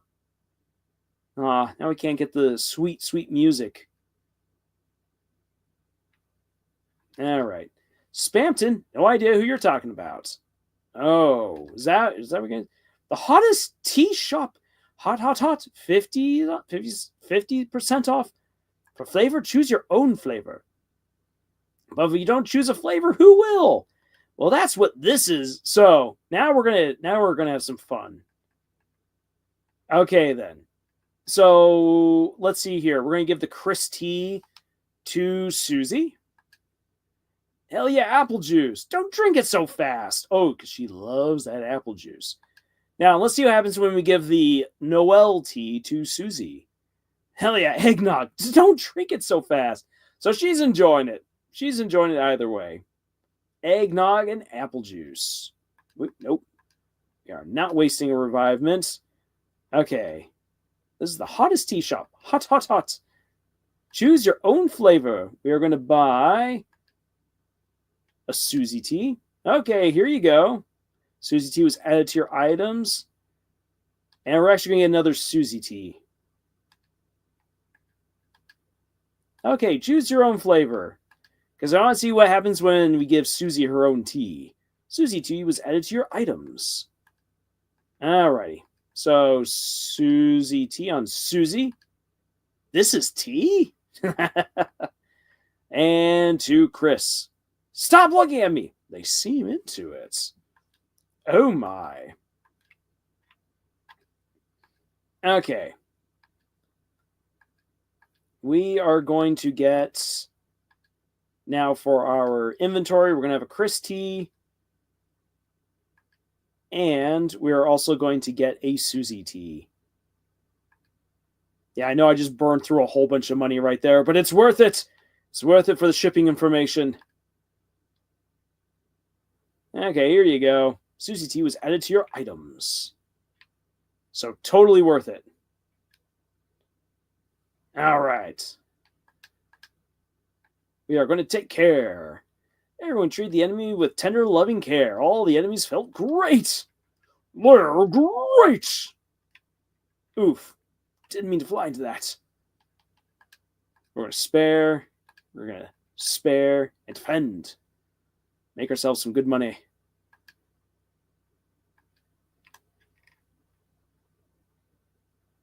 All right. Yeah, well, Susie's the best, honestly. Not like she is. All right. I agree with you. I'm Omega. The wire swung in. All right. We are going to throw for the wire. We're going to defend. And gotta get it just right. Ah, darn. Only got one.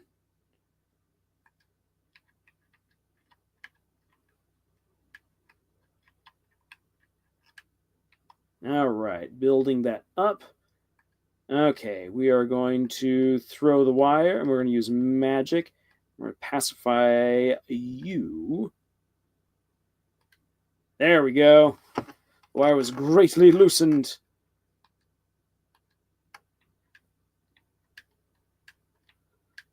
Yeah, build up that TP, get more money. Spare. Defend. Defend. It's a good round. Now then, what do you have to say? Spamton? We don't talk about that around here. Come on, Addison. If you don't want to talk about it, who will? Okay. Run, run, run, run, run, run, run. Run. Whoop. Okay.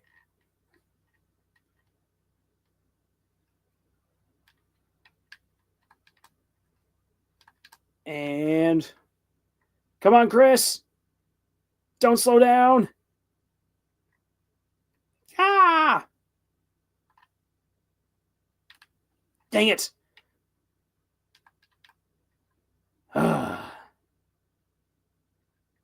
It's just so dangerous, you know? Okay.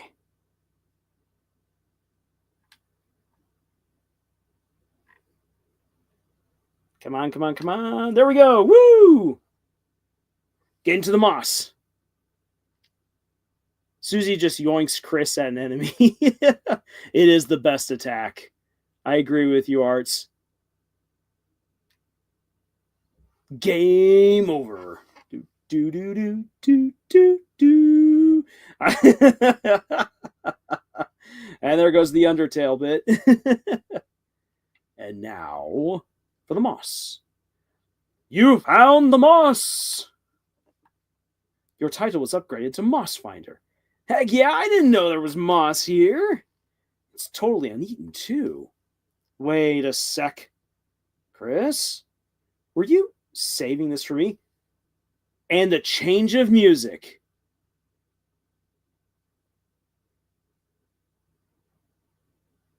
There we go.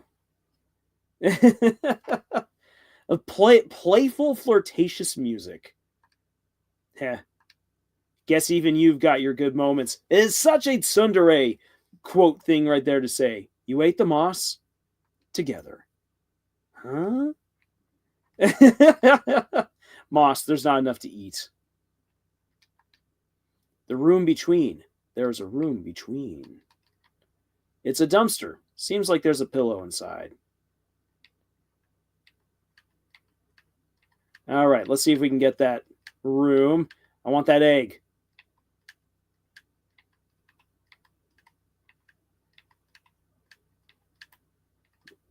Come on, give me the egg.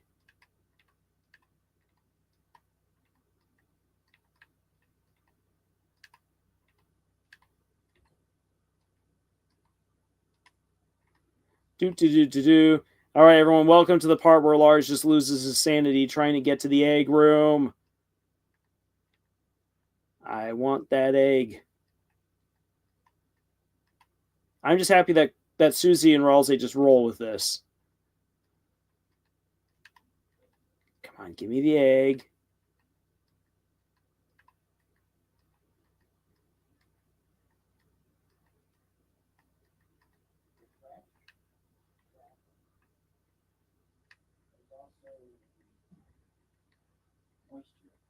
Ah! Why? I want the egg.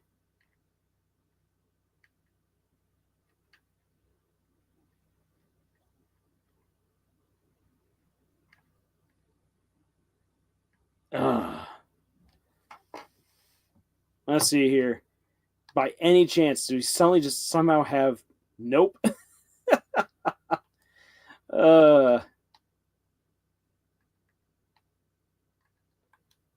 Come on. I wanted the egg. Okay. Well, in the meantime, let's see here. The iron shackle is a nice thing to have on. Let's see here.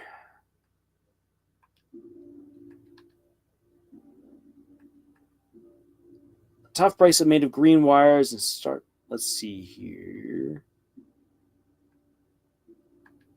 If we go for the royal pin,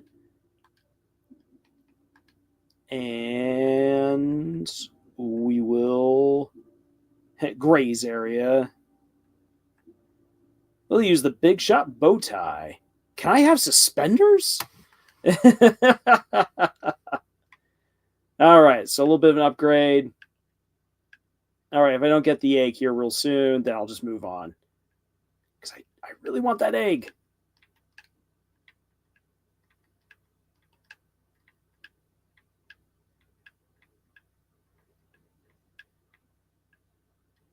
Okay, fine. No egg. Ah, that's annoying.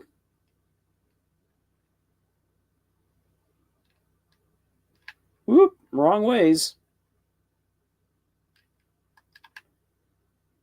Come on, Chris. Why are you trying to get across the road like that, huh?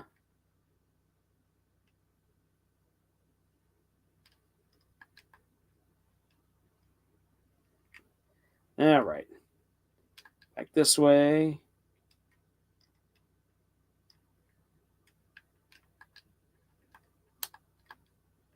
And on up we go. And there we go. Easy peasy. For some strange reason, giant toilet-shaped toilet is blocking the way. Darn you, toilet.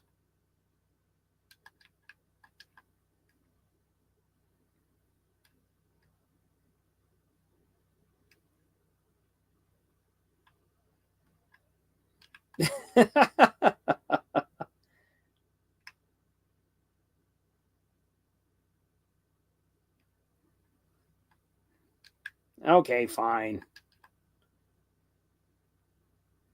All right, let's see here. How do I get... What was the magical way to get out of here again?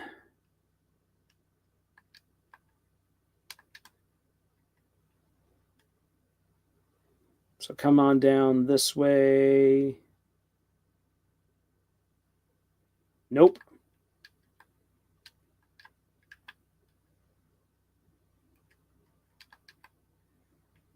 I feel like I'm missing something, but I can't remember what.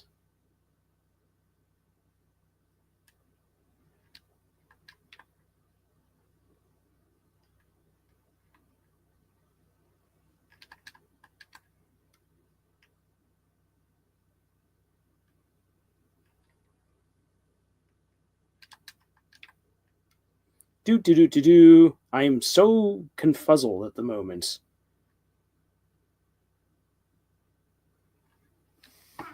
Think Ralsei's head sprite looks like Falcor? This game kind of makes me dizzy, so won't this crash the game? Oh boy. Yeah, no. Sorry guys, we make you guys all have a seizure right there with that. With that bit. I just really, really wanted that egg. But the egg wasn't forthcoming.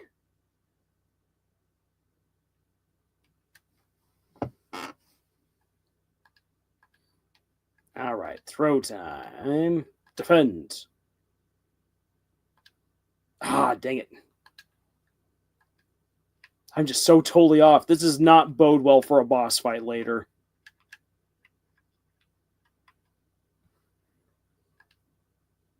All right.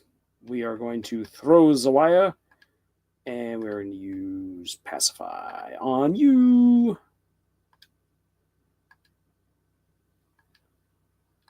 Alrighty.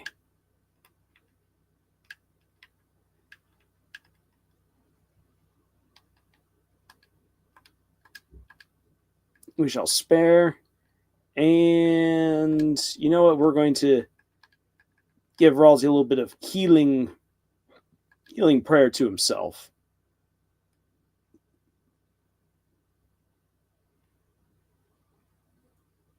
All right.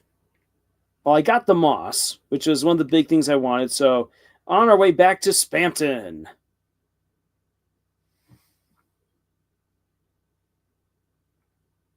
It's all good. We can get egg specific next time. Or egg spectic next time.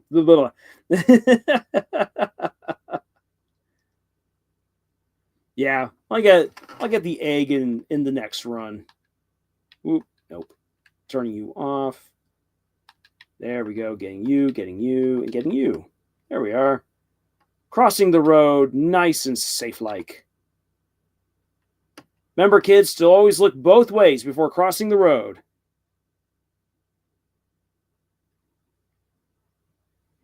And we are making good time, making good way. Getting closer to the trash. Wait. We must click again. Pop up and pop up. Susie accidentally clicked on a picture of a steak. It wasn't actually an ad. Or else we have to click on ad with a bunny on it teaching you how to make friends. And accidentally clicked on ad of a machine gun that appeared over it.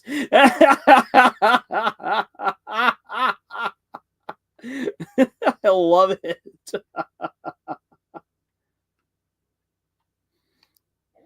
All right, we're gonna defend again. We're gonna do another click and another click. Susie accidentally clicked on a pic. Oh, so it's just more of the steak. Dang it! I was hoping that we get a little bit more. I repent. Happy. I think this might be the first time I've ever actually pacified these guys normally. There we go. That was fun. They better do Doobie Ralsy. Oh my gosh, that'd be hilarious to get Doobie Ralsy in the next chapter. Doobie doobie dooba, doobie doobie dooba, Ralsy. Daw. Art says, I'm surprised you don't use Susie's ultimate heal. It's obviously the best healing attack in the game. 100% true. That is 100% true.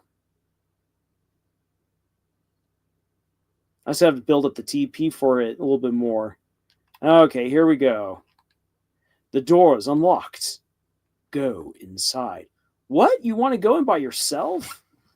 Whatever, do what you want. It's sad. It's sad noticing this bit right here because Susie obviously wants to continue going on with Chris, but this is one of those things where Chris is like, I have the chance to do something for myself, break free, and hence why we're going into this as we go. Sweetheart's here. Oh, great to have you here, sweetheart.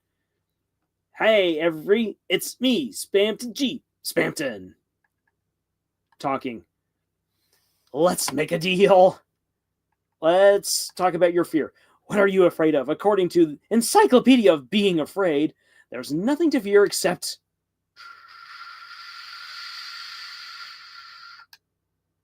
Can anyone hear me? Help. What? No, I didn't hear anything just now, but it sounded like they were talking to you.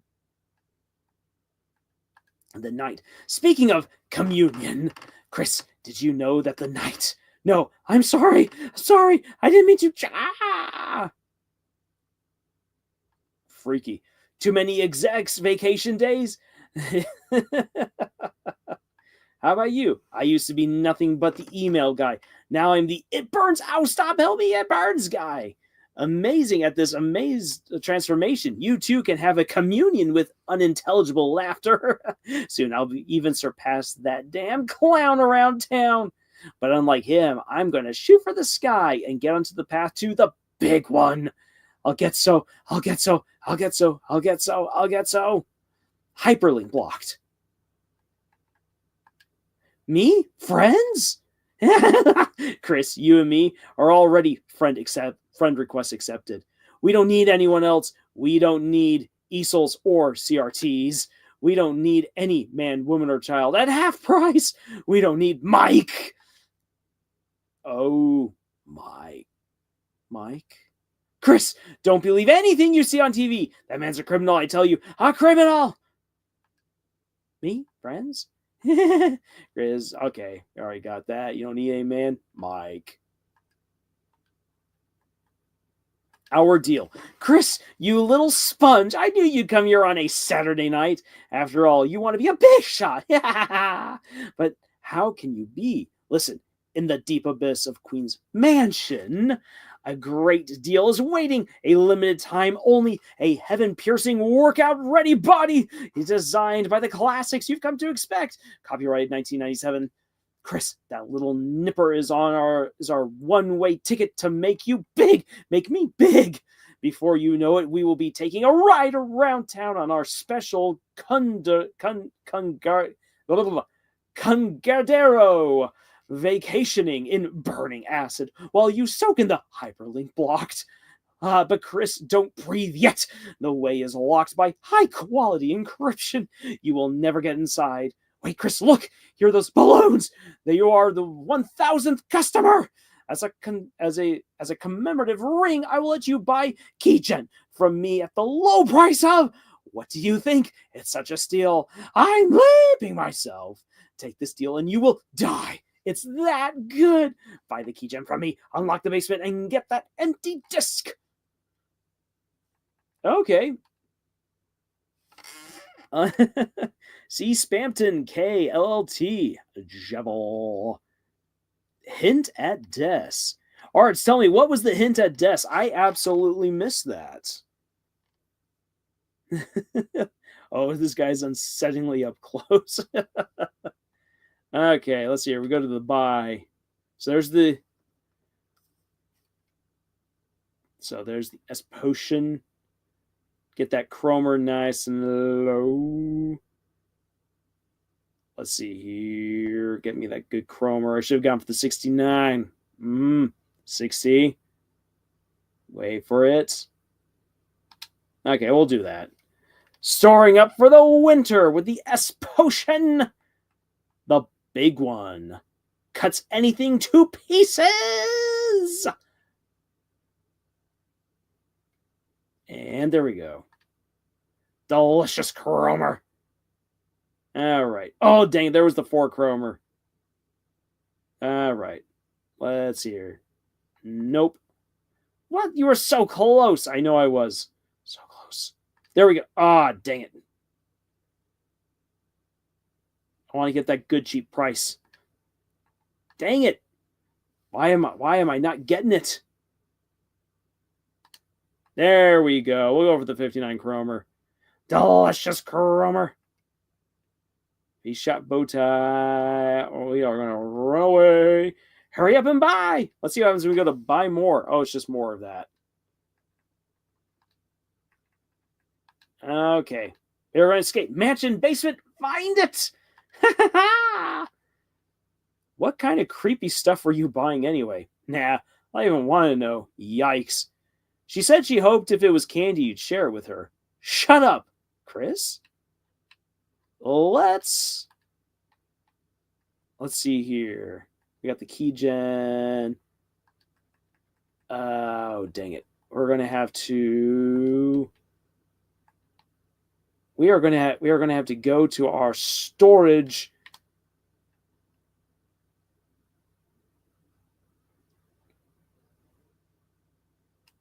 So let's, for right now, it's a door. Where will you go? We are going to go back to the mansion. The door opened. All right, so it says, the part where Spamton was speaking, is anyone there? Spamton said they were speaking to you. Is Des speaking to Chris? Possibly from the darkness. Very interesting. It's a cybernetic bookshelf. There's a book here about shortcuts to open up later. Aw, man.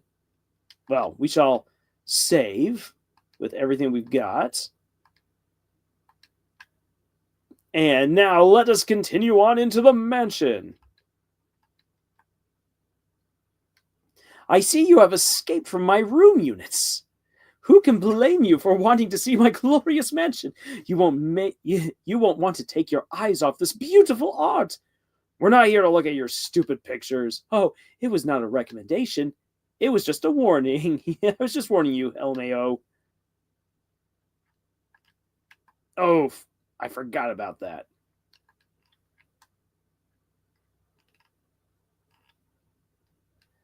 Yeah, that's a spicy painting right there. Wait a second. Since we have been injured... never mind. We'll wait. We'll hold off.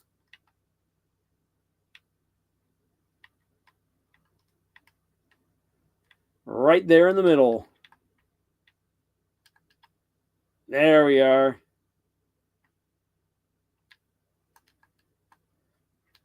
Now then, let's see what we... Oof. There we go. You found a revivement. Revivement was added to your storage. You got a lot of stuff in storage right now.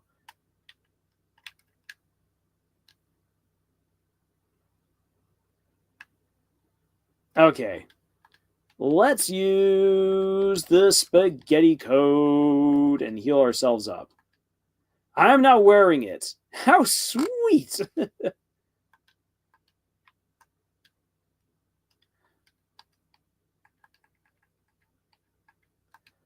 Okay.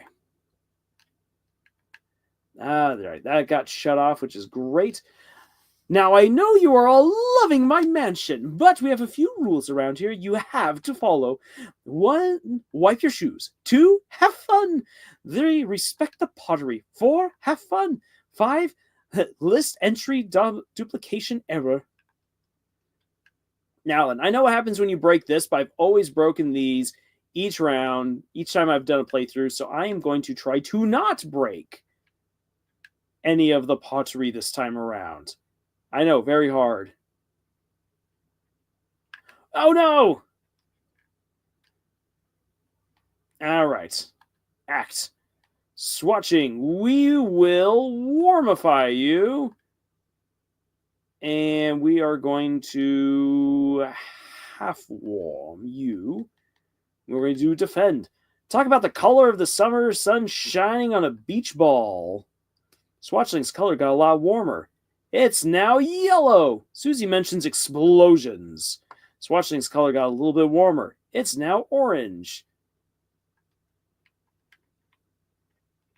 So many birds. So many twitters.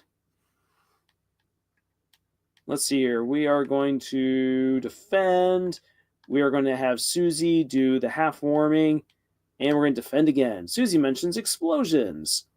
There we go.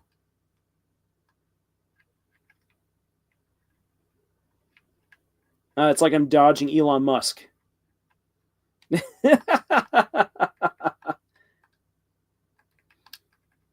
All right, sparing. And they have such nice bows, too. I actually wanted to keep that little thing alive. Nope. Sadly, not this time around. It's the painting labeled task. Oh, we're about to get to the taskmaster, aren't we? Painting is labeled task.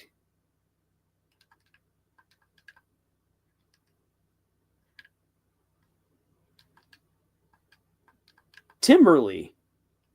It's labeled Timberly. Spicy meatballs. Score. Well, that didn't last long. It was so fun, though. Yeah, I know. Would you assist in organizing these paintings? Why, yes. How refined. Then the first question, which painting's name is alphabetically? Oh, that's a good question. That'd be the top. Incorrect. Seems organization is lacking. Someone ought to whip you into shape. Oh, I'm ready. I am ready. We are going to roar and spare. Susie roared. The enemies became tired. Oh, dang it. That's right. It's just a cat. Chaos, chaos, no. All right. Let's see here. We're going to act. And we're going to do an order. We're going to defend. And we're going to pacify you. You ask Task Manager to show you order. She obliges. Meow, meow, meow. Processes, services, performances. A. C. I thank you. All right. We are going to... You know what? Let's just do order everyone. Everyone asks task manager to show you order. She obliges. D. A. D. And to an A. Oof. Let's see here. We shall do another let's see. We're going to do another order. We're going to do another defense. And we're going to pacify right there. Order. C. B. Give me an A. Yeah, we got an A. We got it all. And now we are going to spare. We're going to defend. We're going to defend. Woohoo!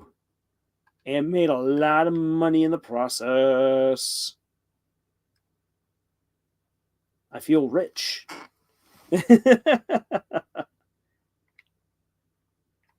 Nope, not yet to the second floor.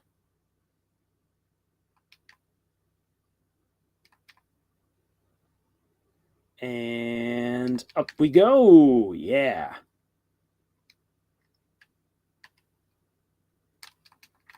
Ah, dang it. Run, Chris. There we go. Scare them all. All right, I'm the hacker. I got the feeling there's a secret back door in this room, but where could it be? Look at all these thinkers. You became lost in the craftsmanship. I want that teacup. You opened the treasure chest. Inside was chainmail. Chainmail was added to your armors. Nah, not that one. There we go. Secret switch. You heard something opening. Yes. The craftsmanship has been indeed most exquisite. Looking at these legs fills you with a certain power. We shall save.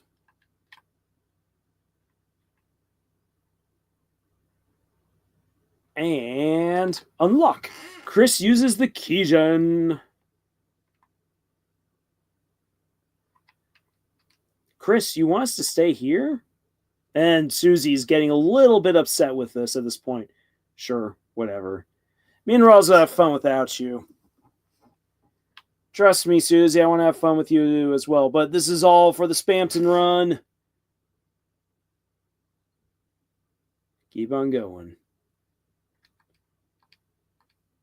File saved. And the ominous stuff. Nothing. I know there's nothing in these, but it's fun to open this. Inside was $1 dark was added to your money hole.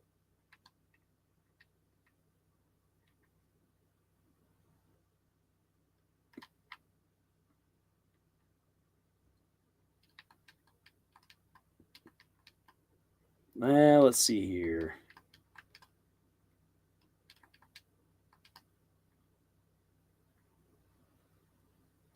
All right. Okay. Finally, you showed up. And now this is going to be the hardest part. This is the hardest part of the whole dang thing. Is this stupid teacup ride. Good time to take a drink. Stay hydrated, everyone. Actually, fun fact, I went out for a hike today, met a coyote. Sounds like a force field powering down. Okay. All right. We are ready. We are ready to suffer. Oof.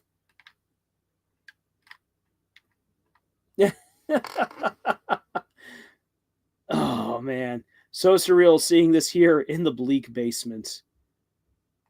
We are not going to give up. I hate this teacup. Routine. Oof. Salary bodes ill for me. But we'll still do this with 100 because I don't feel like wasting resources just yet. Oh. Never mind. Oh, dang it. Oh, man.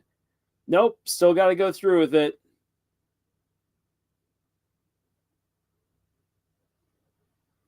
All right, here we go.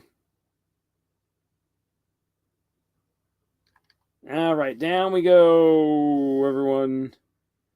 The horror. It used to be hard, but it was easy. But it was easy, surprisingly. Darn it, the horror. Yeah, the teacup ride from Disneyland. Hey there, Mimic. Good to have you here. Yeah, this is the teacup ride from when Disneyland is just an absolute hell. Oh, dang it. Why did I do that?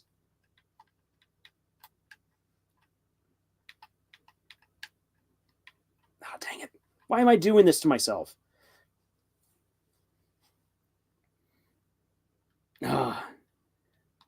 Unlike Birdly, I am not a gamer.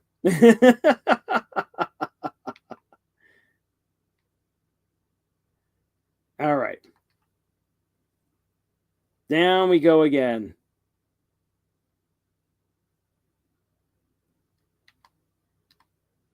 And bringing down the power. All right, Obi-Wan, be with me. Will the Force be with me?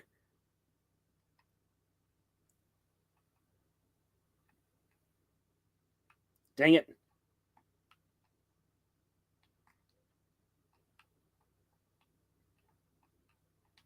I made it further that time.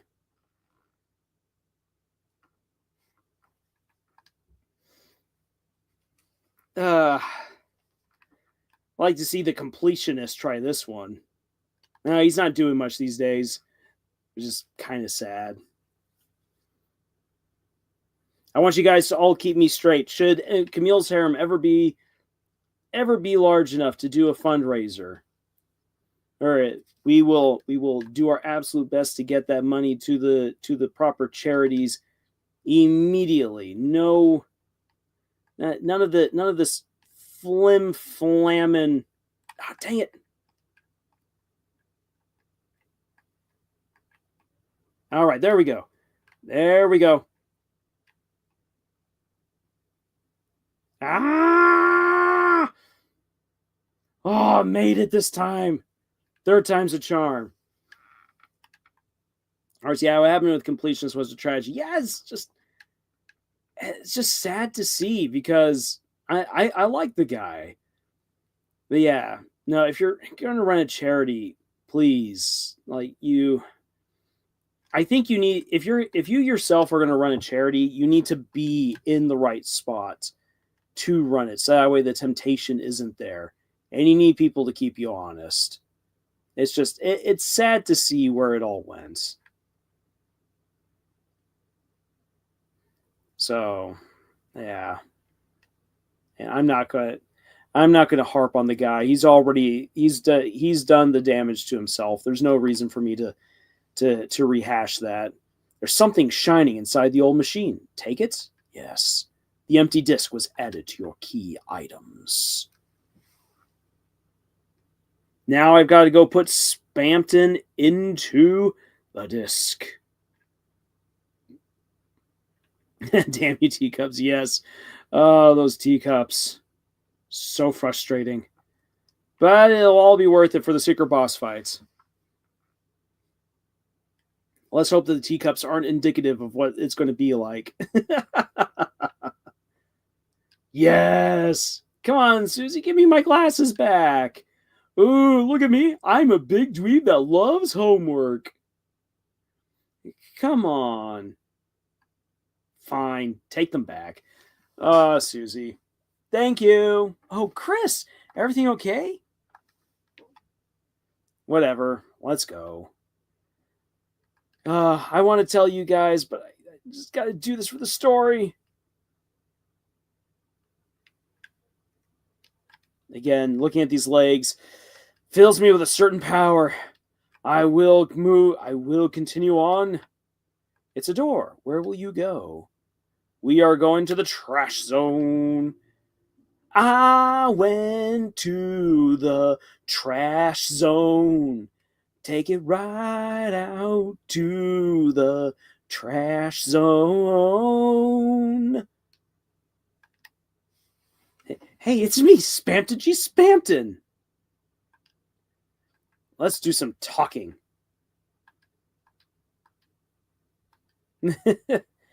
Mike?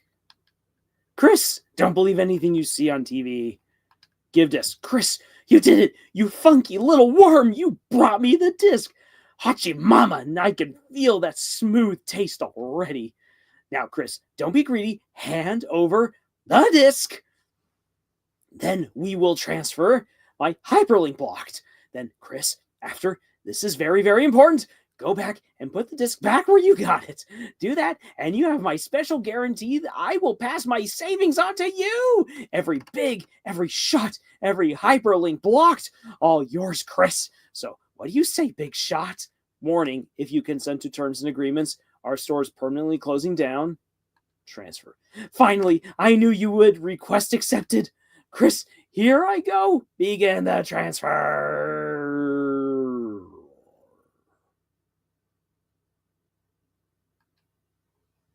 And just like that, we are done. There's nothing more to be had there.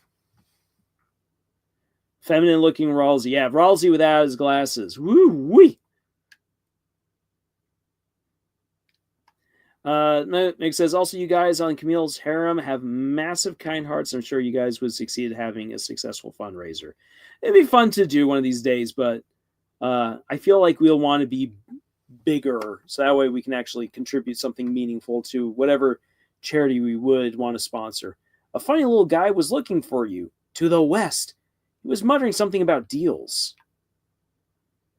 Well, he's not there anymore. Where will you go? We're going back to the mansion.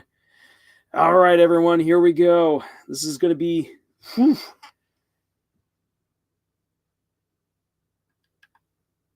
This is where we go. This is where things get crazy.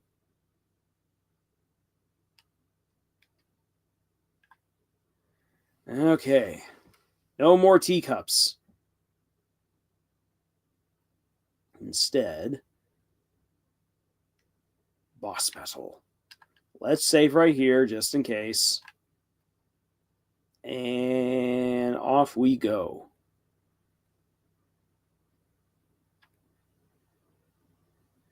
Now then, as far as the lead up to the battle goes, so for our build up, so we know that Spamton knows something about the knight, which he was blocked from talking about. He knows Jevil, which indicates far more connection between the Dark Worlds than Ralsei has told us, which is a little bit interesting and potentially perturbing. He was once a big shot until he lost it all. We'll learn more from the Addisons later. The Addisons don't want to talk about him, and we have now helped him to get his hyperlink blocked into this disc. We have unwittingly helped a monster. There's a slot for a disc here. Insert the loaded disc. Yes. Art says, I think Gaster cut him off. It's possible. Gaster, I think, has far more influence in this than we realize. Nothing happened. You tapped the mechanism. Nothing happened. You shook the mechanism. You hit it. You kicked it. Nothing happened.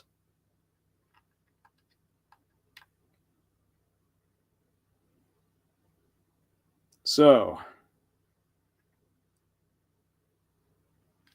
there we go.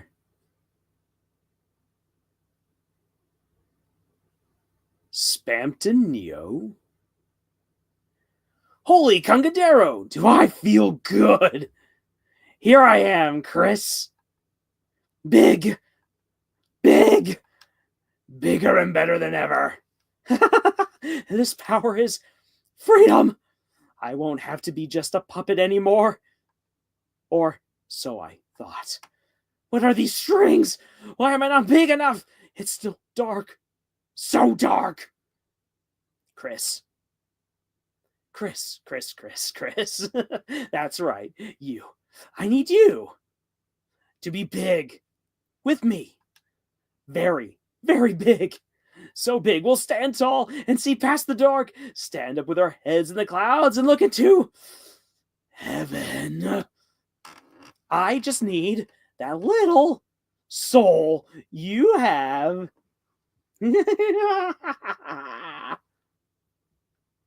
There's the rude buster. Chris. What the hell was that weirdo? Chris, I'm worried about you, so... Boom. Chris, you have friends? Why don't you tell them about my 3-for-1 special? Today, the whole family can take a little ride around town. In Spamton carts. Attention customers, clean up on aisle 3. Someone left their souls lying around. Nom nom nom nom nom nom nom.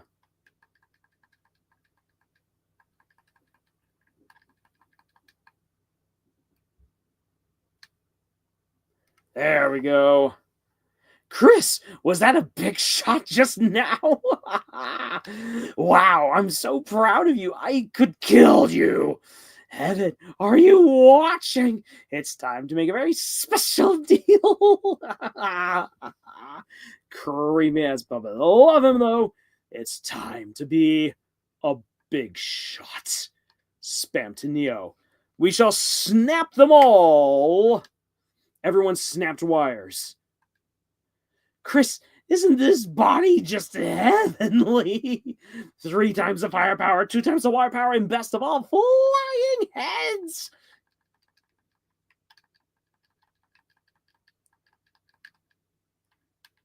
Whoopala. Alrighty. Okay. We're going to snap.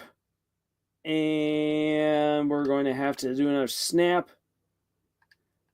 And, oh crud. Okay. You know what? We'll also snap. Okay. Ralsei snapped a wire. If we snapped all 3 together, then we get 7%. Well, turn those schmoes and daves into rows and graves. Those cat code screams into cat code screams.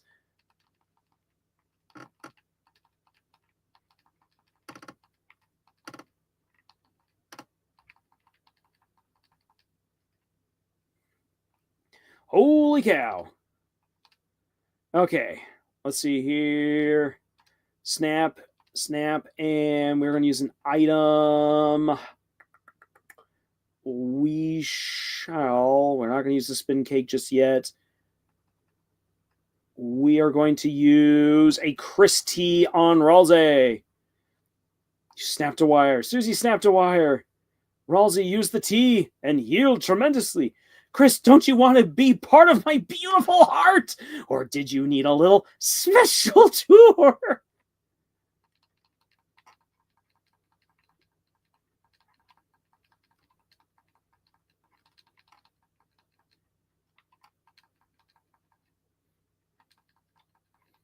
Oh, crud. There we go, 3%. Okay. We are going to snap. We're going to... Let's see here. Now we're going to snap.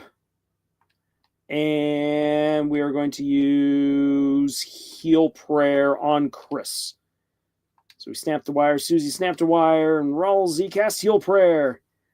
All you gotta do is be big. We'll be the ones making the calls, Chris.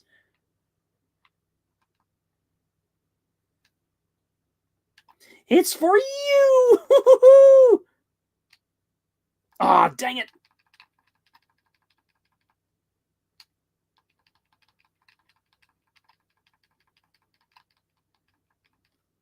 Oof, that was not pretty. That was not pretty. All right, we are going to snap. We're going to do another snap. And we'll be using the spin cake. I know I'm probably using up too many resources immediately, but hey, it's calling, Chris. My heart, my hands.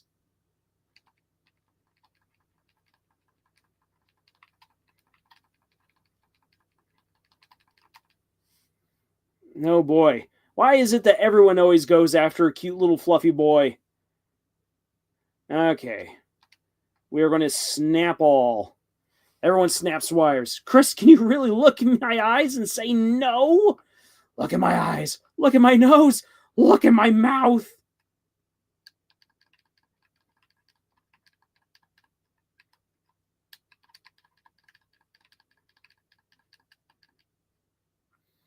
Okay.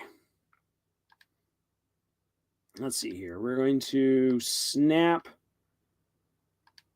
We're going to snap. And we're going to use another item. Let's see. We're going to use Susie T on Chris. You snapped a wire. Susie snapped a wire. I can't stand it. I think I'm going to have a heart attack.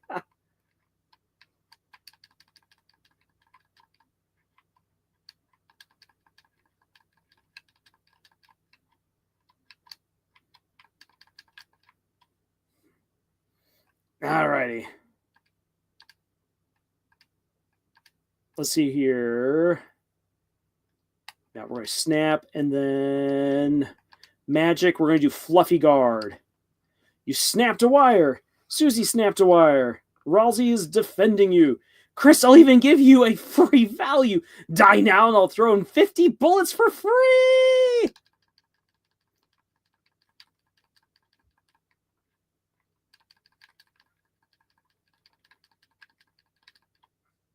Oh boy, that was not... Whew, that was not great. Okay, oh my gosh. We got a long ways to go with him. Let's see here. Yeah, we're going to do snap all. Everyone snaps wires. Chris, if you give me that soul, I will give you everything I have. I'll give you 3 easy payments of $9.99. Not too bad.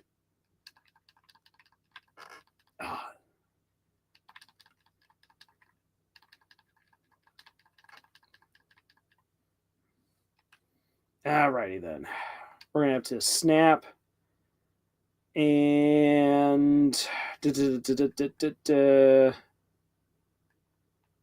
we're also going to snap item. Let's see here. Light candy. Man.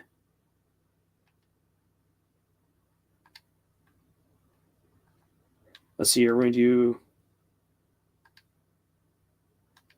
that. All right. DD Burger. Here we go. I can make my... I got to use the revive mint here in a moment. Okay. I'm going to snap. Item. Wait, nope. Item. Revive mint on Susie. Don't you want to help your old pal Spamton? Chris, think. What are my eggs going to do?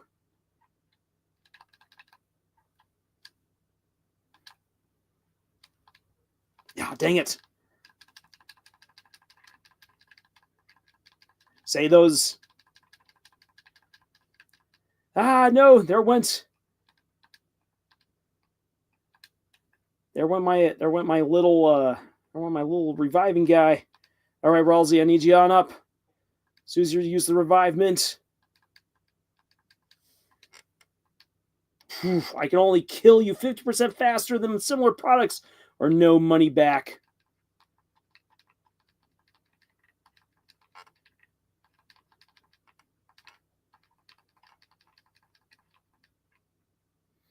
Alrighty. Okay. Let's see here. Light candy on Chris. And let's see here. We'll use Fluffy Guard. Ralsei's defending. Light candy has brought Chris back.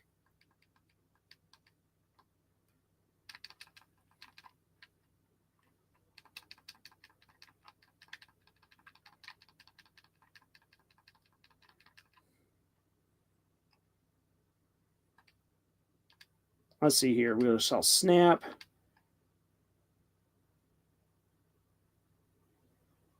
We're going to supercharge. And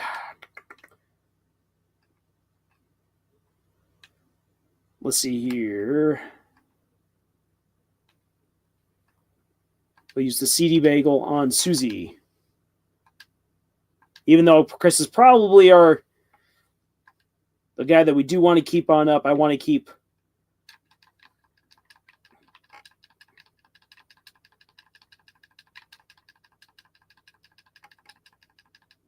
all right. Yeah, smooth. I'm glad I put it on to Susie because Susie got. Sorry, Susie. I know the air's crackling with freedom, but you got hit hard right there. Oh, crud. Okay. Let's see here. We're going to snap. We're going to use a Lancer cookie on Susie. And we're going to do another snap. All right, Susie used the Lancer cookie. Here we go. Chris, friends, Chris, what are you talking about?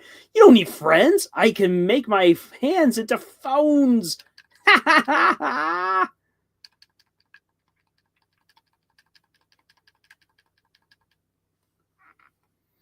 Okay. At this point, Chris, take the deal. You want your heart on a chain your whole life?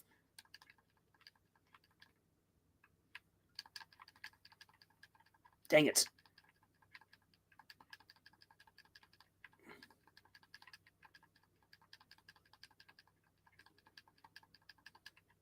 There we go. Whoo-wee. Okay. Snap. Oh my gosh. We're so low. We're so low. Okay. Let's see here.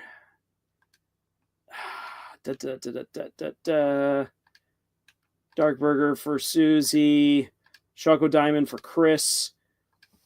Oh boy. Do you want to be? Did you want to be?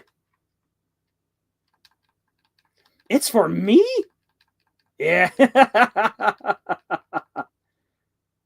The stage lights are shattered. Okay, here we go. Snapping all. We're getting closer. Everyone snap some wires. Chris, I won't force you. I can't force you. But just look, Chris. Look at the power of Neo and ask yourself, well, don't you? Don't you want to be a big shot?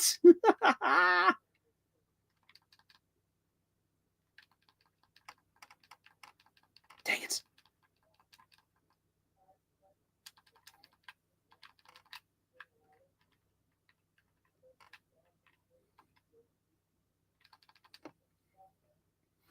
It smells like rotten glass. Okay.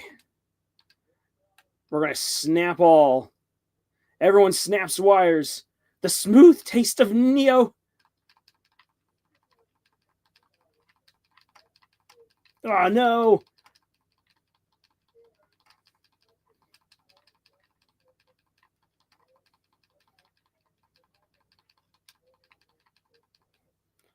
Oh, boy. All right, we're going to have to snap.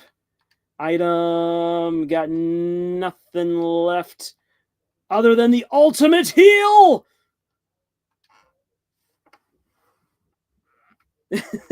I love that I got the ultimate heal in there. Wait, the presses? My wires, they're almost gone. Chris, you're gifting me my freedom. Chris, after everything I did to you, after all the unforgettable deals Free Chromer gave you, you're finally repaying my generosity. Chris, I understand now. The greatest deal of all? Friendship. Chris, my days as a long-nosed doll are over. Cut that wire and make me a real boy. Are you watching, Heaven? It's time for Spamton's comeback special, and this time I live for myself. No, myself and my friends. Here I go. Watch me fly, mama. Cuts. I'm actually kind of sad I want to get to see Susie's ultimate heal to bring Ralsei back. Oh my gosh. I burned through like everything in that. It seems, after all, I couldn't be anything more than a simple puppet. But you three, you're strong. With a power like that, maybe you three can break your own strings. Let me become your strength.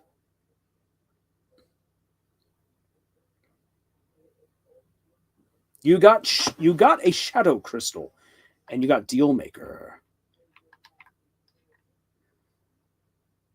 Well, Ralsei, how are you doing, buddy? Oh boy, Ralsei's down to 1 HP. Susie, you brought him back to 1 HP. Oh my gosh. Woo! Welcome to Spamton College. Our student loans are completely free with a strict no-return policy. It only costs about 100% of your bank account. Have a great school year, students. Oh my gosh, I love it. Hanging by one thread. Oh my gosh, yes. I was hanging by a thread there. Holy cow. Holy cow. Okay, let's start bringing stuff. Okay, you're going into storage. And let's start. Okay, we're going to have the seedy bagel, another revive mint, another seedy bagel, butt juice. We're going to do the dog dollar. A dollar with a certain dog on it. If value decreases every chapter. We're going to have the novelty. And we're going to do a dark candy. Let's do... Yeah, another revivement. It will poison you. You know what? We're going to try the poison on Susie. I know it sounds awful because this is a Krusie run, but we're going to try it. Then let's see here. The tension bits. Raises TB by 32%. Nah, we don't really need that. Okay. So. All right. Wow, that was crazy. Hey, so are we seriously not going to talk about any of that? That was damn weird. Puppets, strings, hands. Hands? Whose hands? What the hell does any of that mean? And the way he just broke. I don't think it meant anything, Susie. It seems like it was just a corrupt program. He turned into our enemy. He turned into our ally, so let's just accept it. No, Ralsei, we're not just going to accept it. Chris, you've got goosebumps. Are you okay? We're going to click no.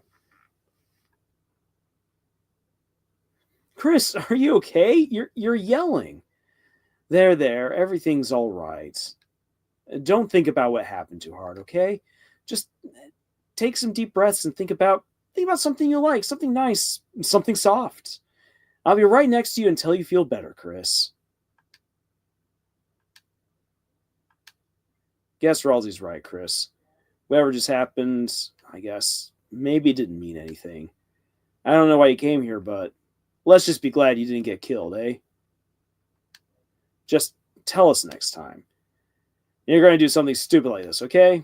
Ah, darn, I wanted the hug that... So you have to click the yes, you're feeling okay, because then Chris gets all frustrated. and then you can then have Chris say that they want to get a hug from Susie.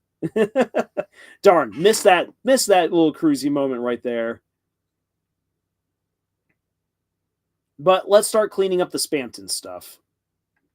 Let's talk about the basement robot. So that's what happened. That robot was the embodiment of a Lightner's dream. A dream I helped create once. Splashing color from the motion of their hand. The Lightner filled it with their hope, giving it an incredible power. But in the end, nothing ever came of it. And it was left in the basement with the rest of the corrupted data. So here's an interesting thing. We already know. So here's a little bit of here's a little bit of tinfoily whatnot. We have good reason to believe that Father Alvin has been to the Dark World in the school. What we just get right now is we get a hint that another Lightner had come into this Dark World long ago and helped to create that robot. Who could that have been? Because it's someone who is an artist. So it's a little bit of a mystery. I think we'll have to go around and see who we know in town who's an artiste. Could it have been Alfie's? Maybe. Because we already know that Alfie's has that connection to Metaton back in Undertale. So could this have been Alfie's creation? Who knows? And it was left in the basement with the rest of the corrupted data. But that crooked salesman, somehow he learned about the robot and thought he could use its power to fulfill his own twisted dreams. What a pity. To think he was once a valued customer. So that's what happened. All right. So we already got all that. Let's see here. Let's buy... We're going to get ourselves some butt juice. A little more butt juice. And that will do. Please come again. We'll be waiting for you with rose-tinted glasses. Okay.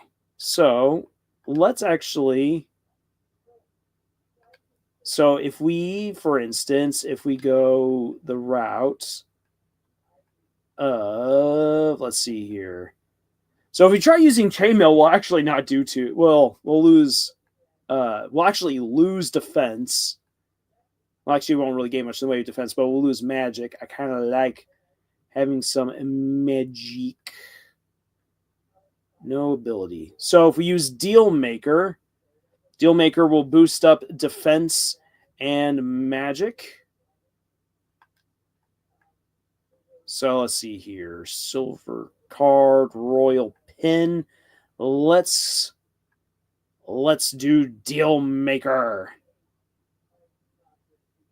But actually, you know what? Real quick. Let's see what happens when we if we gave Dealmaker on over to Susie. What will Susie say? So it actually brings down her attack. Money, that's what I need. But we're going to give you back your iron shackles at the moment. Damn, it's actually cool. Let's see what happens if we give it to Ralze. 2 pairs of glasses? Nah, say, Ralze, we are going to give you... Let's see here.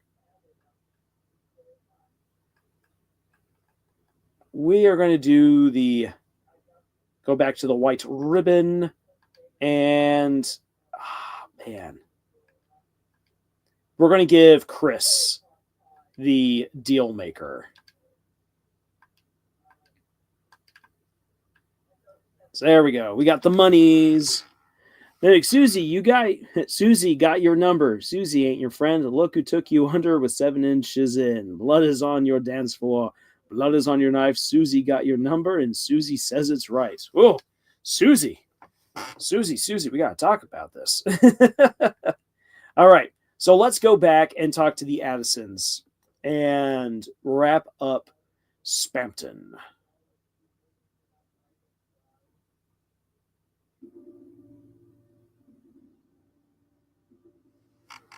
Because they might have something.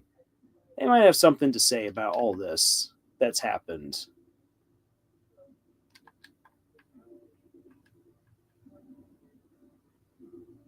Do do do do do.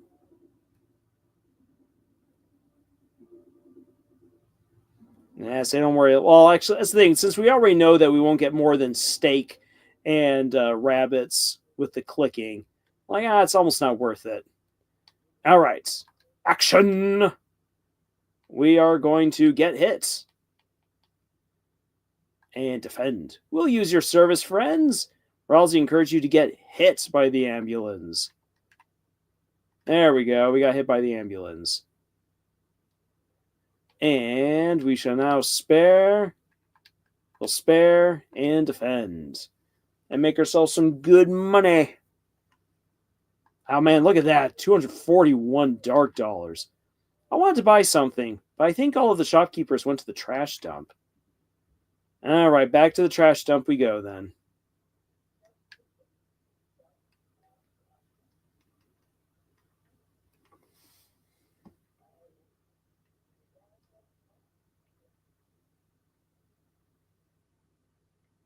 Doodly doodly doo. Okay, well, guess you can still get run over even by little walking cars. Movement, movement, movement. Onwards and upwards, everyone. To the trash heap. Some funny-looking guys have gathered to the west. They were muttering something about deals. All right, let's see here. He was like the rest of us, just a little unlucky. For some reason, his products never seemed to hit. And the lighteners never even looked his way. Poor guy. Night after night, when we all went to the same cyber grill, he'd shoot his mouth about making it big someday. You just watch. Someday, I'm going to be a big shot. He started to get a little desperate. I heard he started looking for any way to become more popular. Somehow he made the right phone call and found someone. Or was he found by someone? They must have been helping him because suddenly he was on the phone all the time. Suddenly he got really good at his job. The clicks started piling up. What did he do? Why did he deserve this? We were all so jealous of him. We stopped going out with him. I mean, wasn't he a big shot? He didn't need us anymore, did he? Don't abandon people who get popular. Even so, he only got more and more successful. He moved into a luxurious room in the Queen's mansion. He started bragging about big TV deals, big cars, big commercials. But then things started to crack. It seems like whatever was helping him disappeared. His sales dropped to zero, and everything came crashing down. The day he was to be evicted from the Queen's mansion, I went to his room to check on him, but he wasn't there. There was only a phone hanging off the handle. He must have left in the middle of a conversation, because I could still hear someone on the other ends. But when I put the receiver to my ear, there was nothing but garbage noise. Creepy.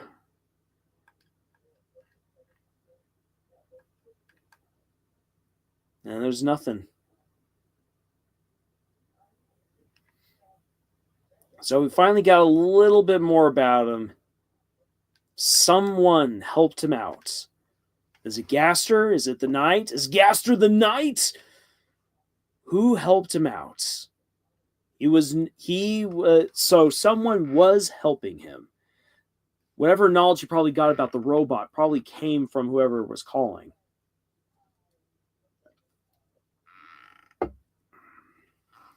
Garbage noise, you say? Yes. Say something peculiar is happening here. Some funny-looking guys have gathered. All right. It's a door. Where will you go? We are going to go back to the mansion. The door opens. All right. Let's see here. How are we feeling? Shall we continue on for a little bit longer? Kind of get towards the next big moment, or call it a night? I hear what you guys have to say.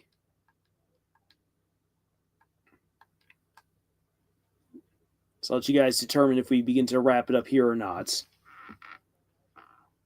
Doodly doodly doo. Round and round we go.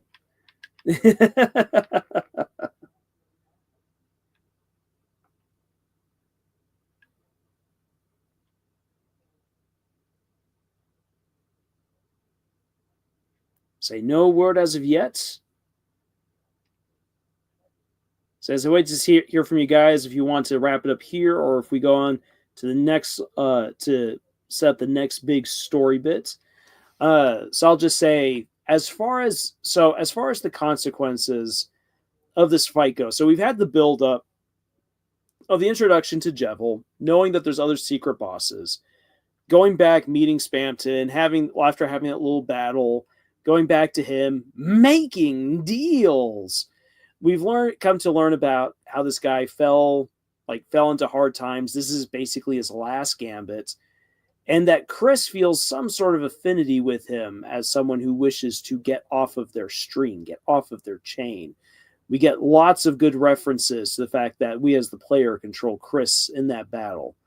Now then, as far as the long-reaching consequences, one of the big consequences is the fact that we know now that Chris is actively trying to break the player's hold over them, which we will see in greater detail. It recontextualizes the end of chapter 1, and it puts into interesting context and mystery the events at the very end of this chapter.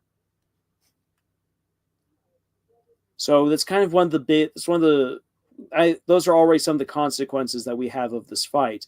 But as for Spamton himself, we're not exactly sure just yet. But there's probably still more to him and his story than what we've gotten right here. Say this fight just begins to unlock things for us.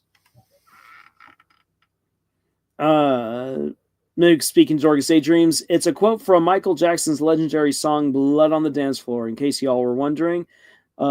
He sings about a girl named Susie that is plotting to kill him. Mike says, I'm game for a few more. I knew those lyrics sounded familiar. Hey, and we got Dorcas Daydreams here. Sorry, Dorcas, I missed you. As I was playing on through. All right. Now we got one eye so far. I'll take that. And let's go.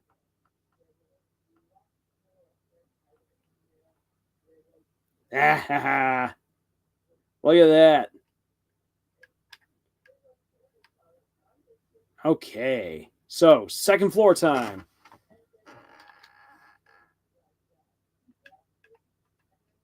Oh, dang it. Oh, whoop. Probably shouldn't do that. This is like nothing. I was dumb and went right into it. Didn't need to. Psst, hey, it's me, the hacker. No one figured it out, but it's me. Keep it on the download. Welcome to the second floor diner party, Section A. Please help yourself to anybody's food. It's a mouse. This guy keeps telling everyone at the party he's a hacker. I don't know what to do with this information. Yes, Queen is right. Send a report, send a report. Check mark. Couldn't agree more. Send a report, I am Mouse-a-million. I stand leagues and inches above all the other mice. Only Newbert remains above me still. Oh, Newbert! With that nice wig. Newbert's moving up in the world. Newbert, how can I be as cool as you? Seriously. Oh, boy. All right, here we go. The key. There we go. Key to unlock the door. That ain't the hacker. He just sounds like Christopher Lloyd. Yeah. Nice one. Lancer would feel at home here. Too bad he's right now. Too bad right now he's just stone in the basement. All right. 1F. Let's see here. Uh-oh. Yeah. Very interesting. Where shall we go next? I'm feeling... Ooh, shall we? Let's see here. Left, shortcut to first floor. Yeah, sure. Let's do the first cut. First floor. All right, where are we? There we go. Yeah, nice. Look at that. There's our shortcut. Huzzah. Honestly, everything about Chris is concerning. Poor guy. Oh, oof. My body is petrified. Hey, does anyone else notice that this fantastic painting of Queen is actually right now is going to slug you? She did the whole like finger thing, which I hated when my students would do that stuff. Like, look, Mr. Jensen, I'm gonna sock you now. I'm like, do it. I dare you. I dare you to do it. And they're like, sorry, maybe no. Like, shut up. Room has been closed due to kitchen vermin. All right, we're gonna go the long way around because I got blasted enough by the fire. Don't want to go and do that again. Still gotta go. Okay, here we go. Oh me, oh my! The kitchen is infested with vermin! I knew we should have properly finished dumping all the cheese in that alleyway. Oh, do tell me more about the cheese. The mouse can't get me up here, even if the ouch stove is burning my feet. The mouse, and it's not wearing a wig. That is truly horrifying. Ah, yes, mouse. Yeah, it's the big mouse. This is what we're going to catch the mouse wheel. Yes, there we go. We caught the mouse. 50% of the mice have been caught. Wired is faster. Actually, it is. In order to save my internet, I had to get a really long Ethernet cable in order to save my internets. Oof, not quite what I was hoping for. All right, you caught them rolling around the speed of the mouse. Oh, yeah.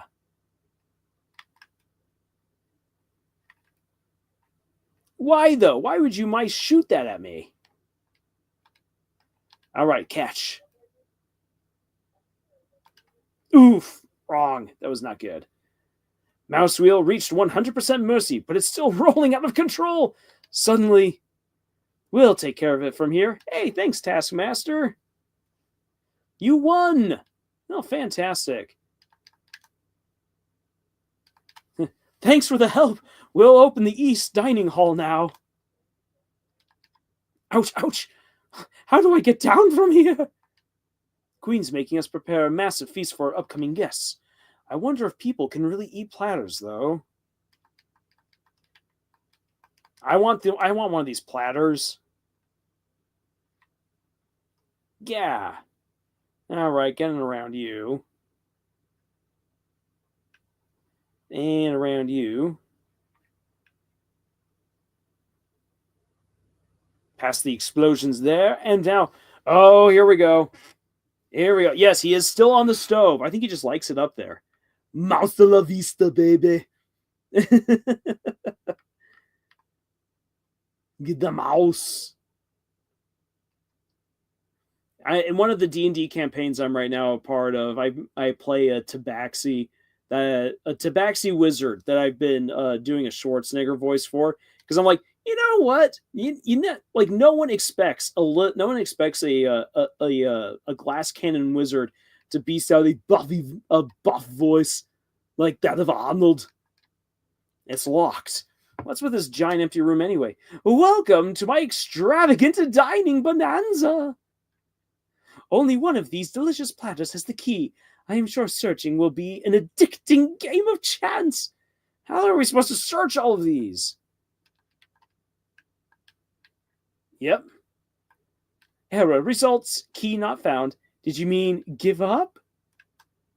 Oh, the platters got mixed up again. Actually, funny enough, the first time I played through this, I think I actually got the key on the first try, which I'm not sure if that can actually happen or like what it is, but hey, Chris, isn't there something else we can do? Let's see here. If we go for the door is locked. Let's see here. Aha! There we go. Hey, there's something under this one. It's the dog! Don't try to run away, you little... Hey, wait a sec! Yay, we're on the Toby. I love how you can get Toby to help you out with this. There's the key. Now we just have to... It broke it! That was awesome, or what? Maybe minus the blatant destruction. The Toby Mobile. Let's go, Chris. We're almost at the 3rd floor. All right, now I remember. I'd actually very first try found the dog. That's what it was. Because yeah, you can't actually find the key unless you've got the dog helping you out. Let's see here. Let's try this out. Uh-oh. What's going on here? No! Sorry. Didn't mean to smash it. Okay, let's see here. Let's get these. We're going to coldify. And... Oh, wait. Oh, we're supposed to warm up. Okay. Got it. Let's see here. We'll do this one. And defend. Talked about the snow matted on brother's nose. Oh. Recalling times with Ezreal. Swatching's color turned a lot colder. It's now yellow. Susie mentions hot peppers. Swatchling's color got a little bit warmer. All right. Oof.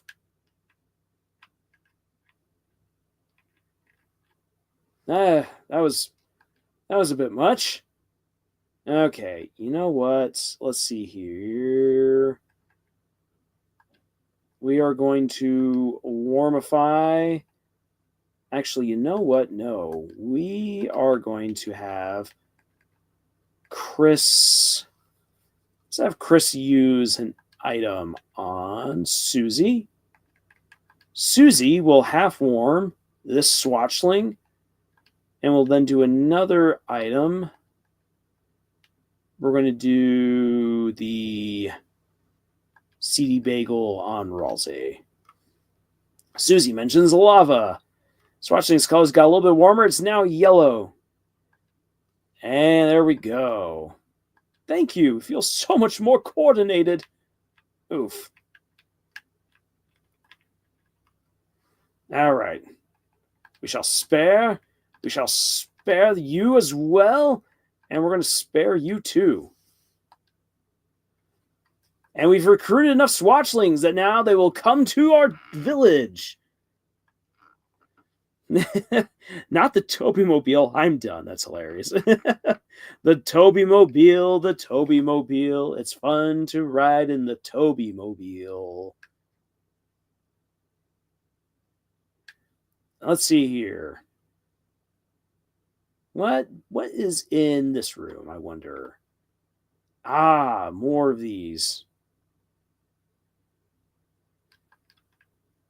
Well, that was something. I was not expecting that. Uh-oh.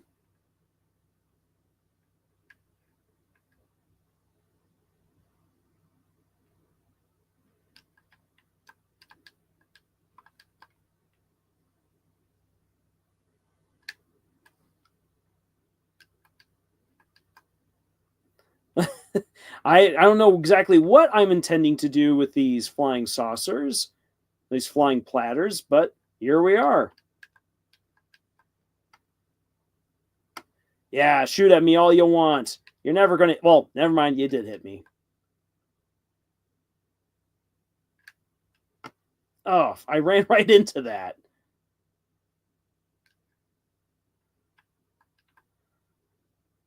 Do. There we are. Haha. Run. Oof. Okay. And we're going to use Zaba Juice. And we're going to give the Noel tea to Susie. And more butt juice to Rosie. I made this. That's awesome. So you weren't just wasting your time.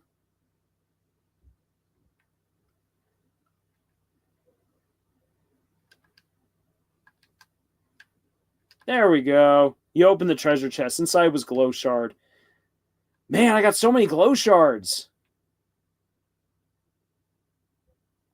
Nope, I broke that one. Let's see here. There's Queen's robot. Well, before we continue going down that way, dang it. Still got hit. Now we're going to destroy all these little guys. Because I don't like getting burnt by you, Queen.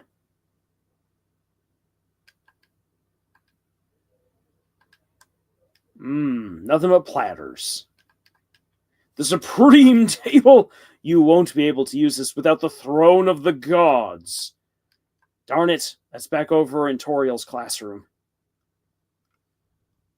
And I like how there's also a little gerbil feeder right there. It could be a wink to King.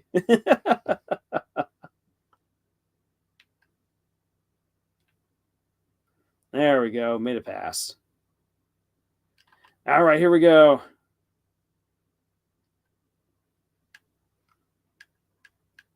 Oh, dang it.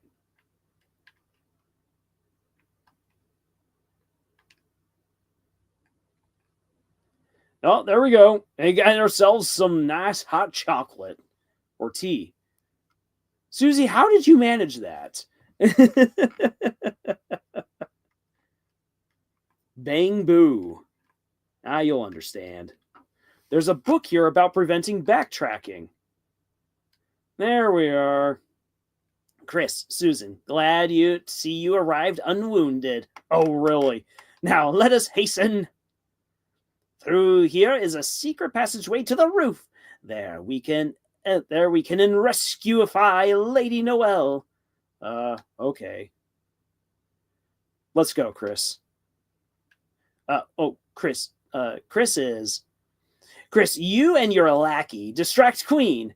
Let's go, Susie. Just the two of us. Fine, whatever.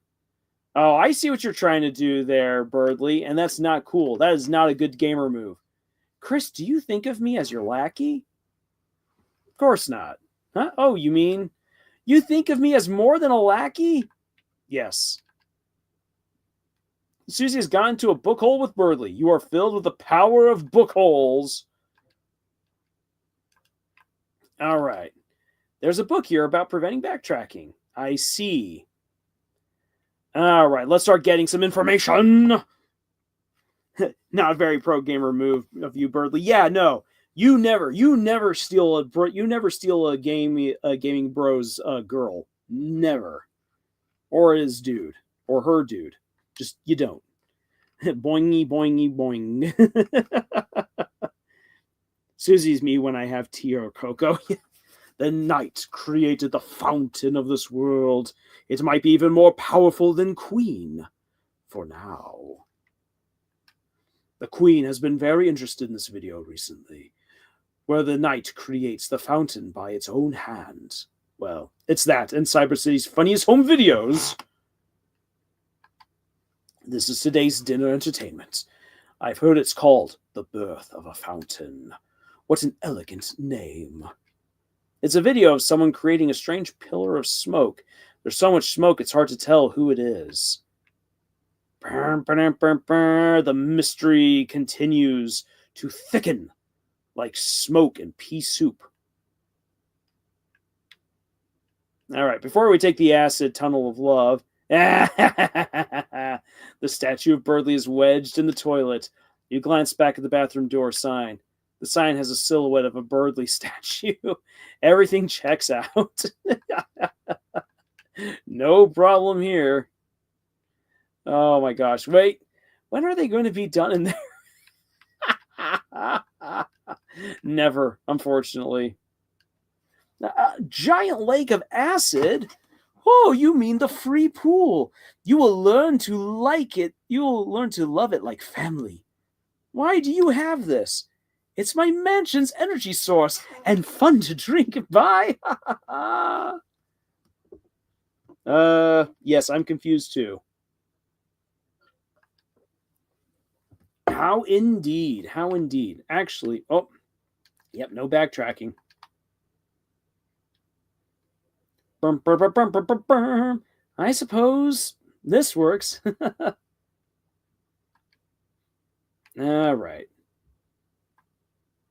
Now we have to think of some way.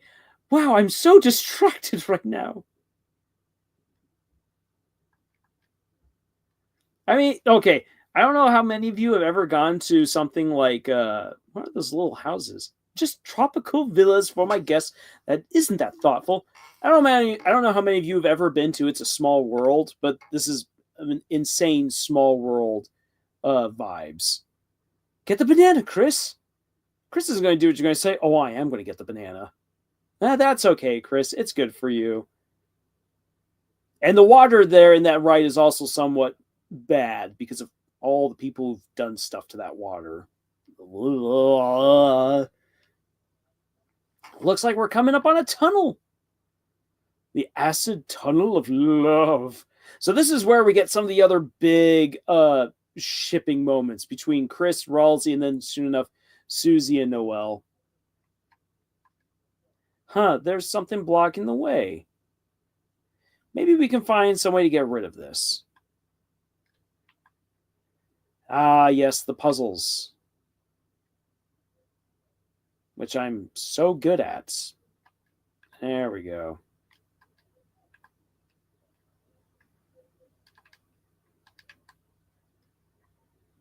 Oh, nope. Okay, time to go on back this way.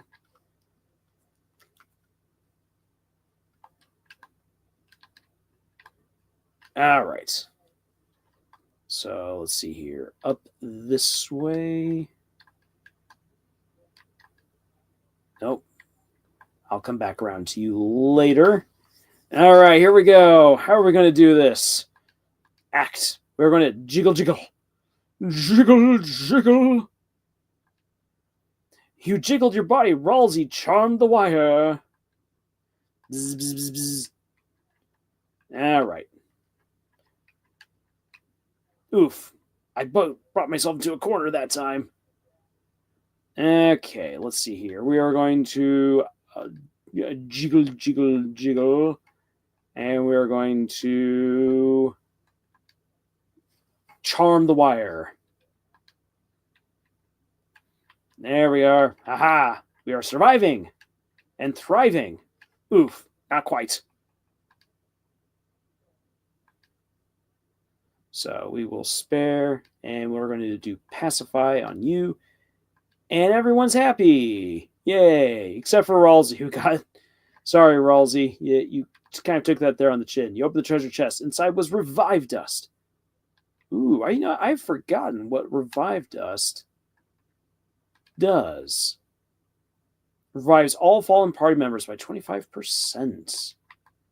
Ah. Good to have that on hand for a... Let's see here. To have that on hand for an event later.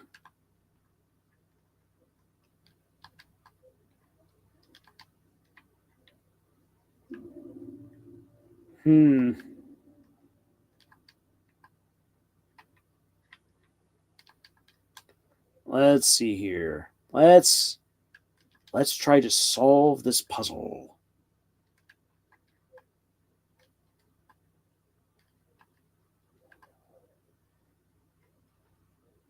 Huh. Not very... wait a second. Let's see here.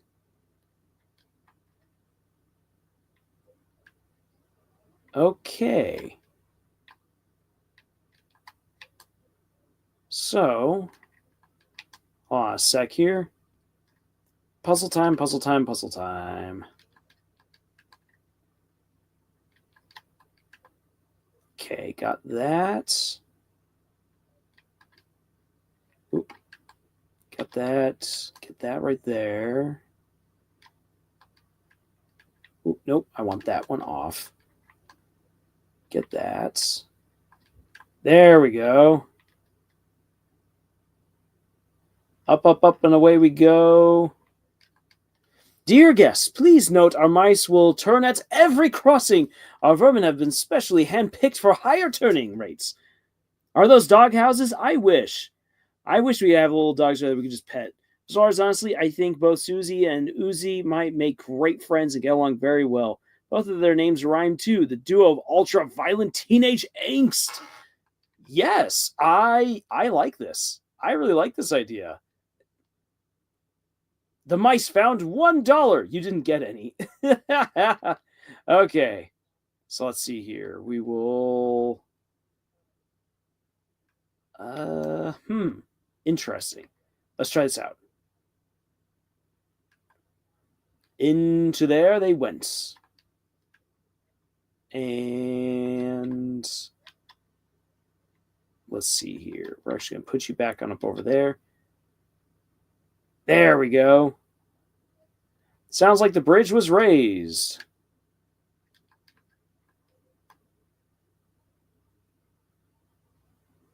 Boom, boom, boom, boom. There we go. Oh, nope. Now we put up 2 hands. High five. Looks like the hands is out of the way now. Yay.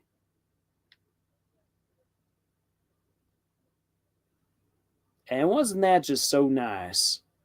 Now then, because I am interested, over in here, we are leaving no spot unturned.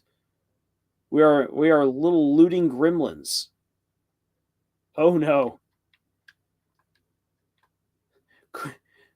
No. Thank you for your help. I had gone up there to do a little house cleaning and got stuck. No, you're very welcome, man. I'm just sad that we weren't able to save Queen's statue.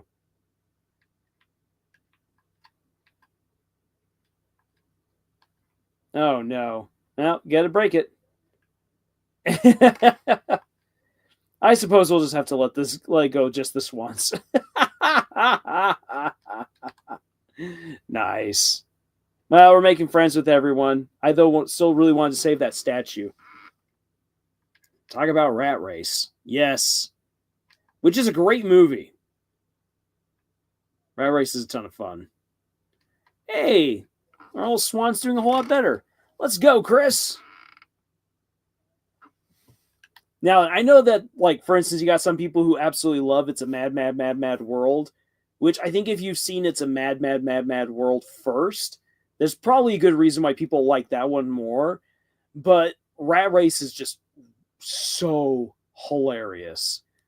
And the kind of great irreverent hilarious. It is strange to say. It's nice spending time alone with you like this. Yeah, it's strange. I am shutting down this shipping moment. Sarcastic. I was just being sarcastic. Yes, as you can see, like there's a reason why people are like, ooh, Ralsei's getting all blushy, having this private moment. Yes, the shipping. When I first met, I was so nervous about first impressions. I have my face so you wouldn't see. How do I even be a friend? All I have to do is be nice. That's what I thought. I'm starting to realize being friends, it's more than that, isn't it? Susie, sometimes she isn't nice at all. She's selfish, she's rude, she's sarcastic, but isn't it wonderful that she's her? It's what I started thinking today. And of course, Chris, it's nice that you're you. Yes, but what is Chris? It's nice that Ralsei is Ralsei. Uh-huh. No one's ever said that to me before. I mean, everything's a first for me, but hearing it from you, blush, it means a lot. I just wonder what being Ralsei like even is. And like, it's so sad to think about like how this is such a reverse image of what's going on with Chris, who we have to pick up on all the clues of who Chris is, because there's almost no way that we can learn it just by simply playing through. You have to be paying attention. Let's just enjoy the ride, Chris. And here we come to the next big battle. Oh, wow, Chris, look at all those houses. I wonder what will happen if we change their color. Yeah, thou'st worms, Aurelius thoughtest, thou hast seemeth the lastest of me.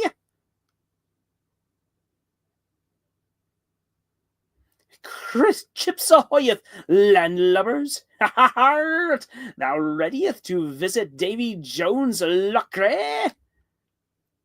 Could you not speak with more than one accent? Yeah, they're all right. Oh, Mr. Rules, I just remembered, Lancer, he's not well. Oh dear, does thou trieth burping him? Perhaps if give him a sip of medieval ginger ale. Wait, I have not time to spare on such frivolities. I must conquer this island and defeatest thou. Then gifteth her a succulent island present. The beauteous queen shall reward me by makingeth me her left-hand man. Me, the ultimate minion, now beholdeth the form of thou destroyer. The thing that I created, whatever this thing is. This again? Ha! Squirming with jealousy at my battle caravan. 'Tis an effigy of an ancient god of combat. I rescued it from the king's trash heap, and fixeth it up in this world's scrap shop. It's actually a rejected design we made. And soon thou shalt tasteth rejection, first handeth in the form of various bullets. All right, Trash Machine reluctantly fights you. Well, thank you, Trash Machine. That really means a lot. All right, we're going to take a house. And we're going to distract. Let's see here. The house has been taken. Finished. Ralsei distracted rules with one less house next turn. Pronounced rules are simple. Conquer houses, whoever has the most winced. I mean, it's actually kind of nice to get an actual fight against this guy for a change. All right, we are going to take 2 houses.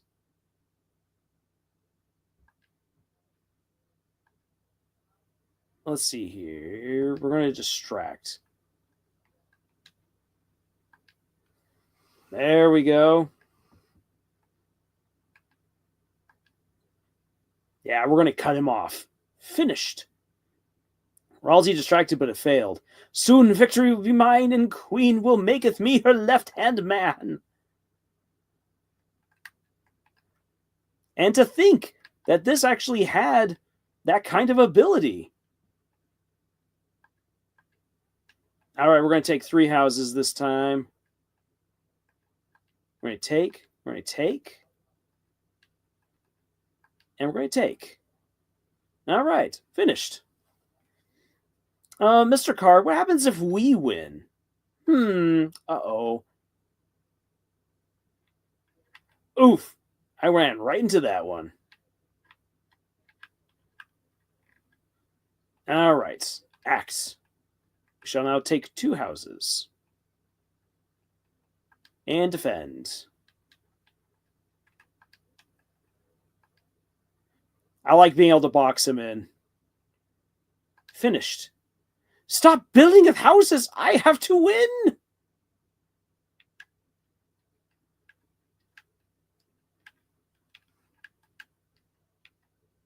Oof. Alright, we're going to take 3 houses this turn.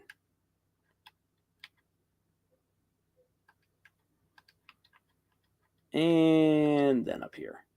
Haha! Finished. Thrash this off the port bow!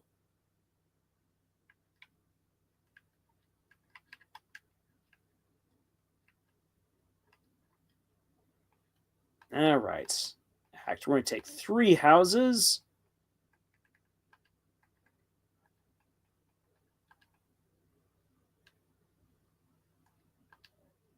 Finished.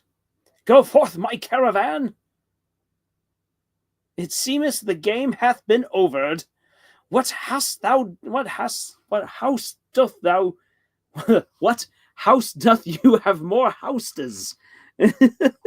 Oh my gosh, give me a lisp. Lisp. Cut the battle, you won. Ha ha. So thou hast triumphed. Not, you have only seen but 1 percentile of my weapons abilities.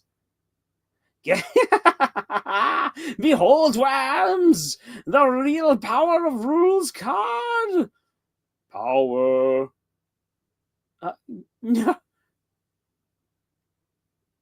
Yes. Take that, rules. That's right, rules isn't compatible with this world either. Well, let's go, Chris. Yep, we're just going to leave you there. Say good luck there. Hope you have fun with your little houses there, man. All right, picture time. Looks like the ride's almost over, Chris. Oh, there's a camera. Should we pose? We're going to do a rude gesture. Chris? Yes. Did I really take a picture of that? Let's keep going. All for the Susie. All for the Krusie run. Art thou going to leave with me here? Thou aren't even going to show with me the picture? Nope. That was a nice boat ride, wasn't it, Chris? Yes, it was. All right. Now we get to this part. Chris, are you wondering how Susie's doing right now? Yes, I am wondering. Well then, why don't we close our eyes and think about what she's doing right now? What a strange moon. It's like nothing I've ever seen before, because it's a baseball, girl. This world. I wish Jess could see this. Is somebody there? Wait, what are you? Hey, you can't capture someone who's already captured. There you go, Susie. Susie, you saved me. Yep. Don't get used to it. Okay, I won't. Here comes the next big shipping bit. Cool moon. Yeah, but it's weird, isn't it? How did we get here? No, what even is this place? You're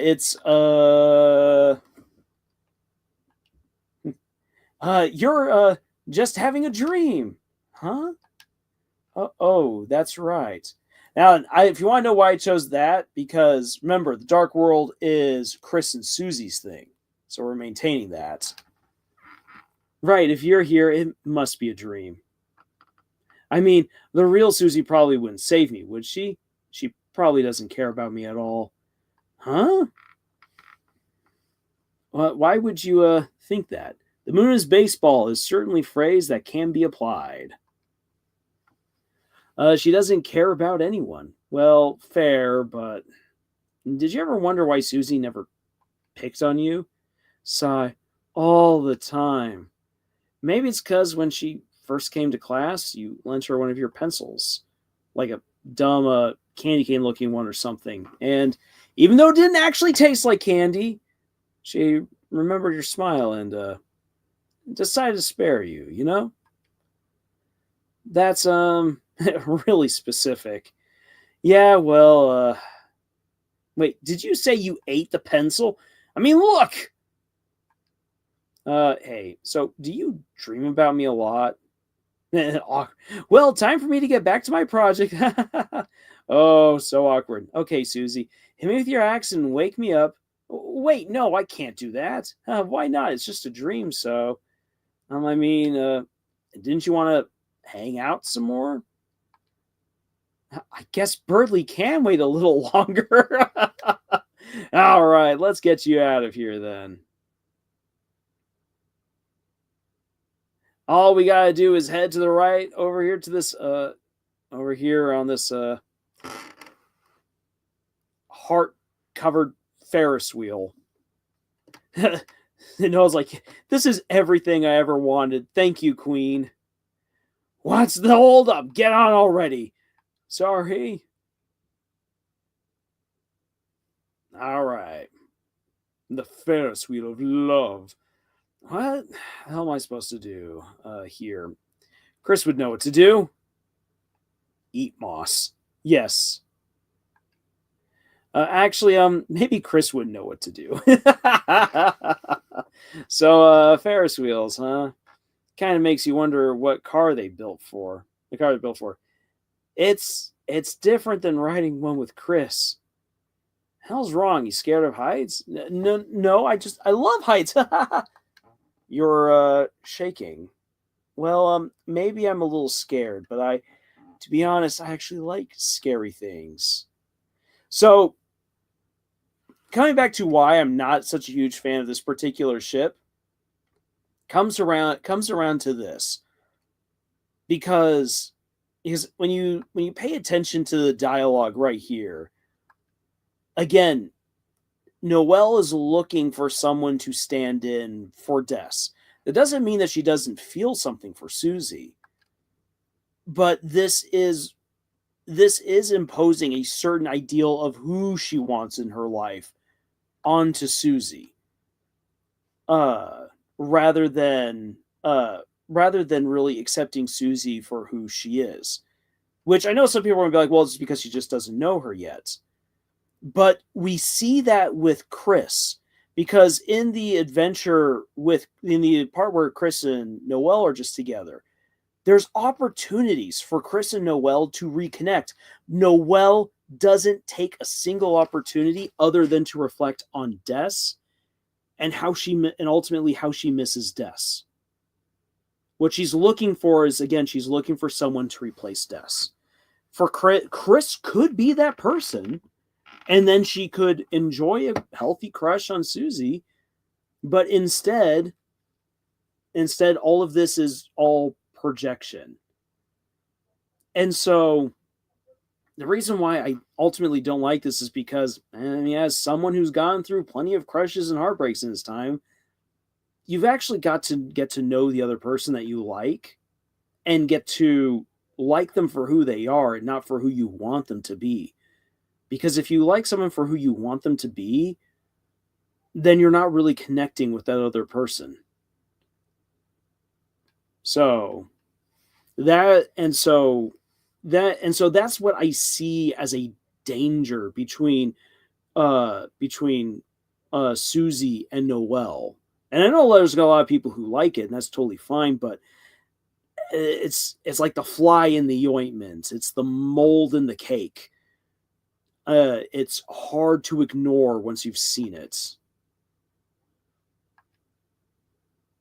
You aren't afraid to break the rules, you know? I wish I could do crazy stuff like you. Do something crazy. So, if you could do something crazy right now, what would you do? Well, I jump out the window. Huh? It's a dream, right? I grow big angel wings, and fly as far as I can. Gaze, the angel has been unleashed. or the angel is going to be unleashed.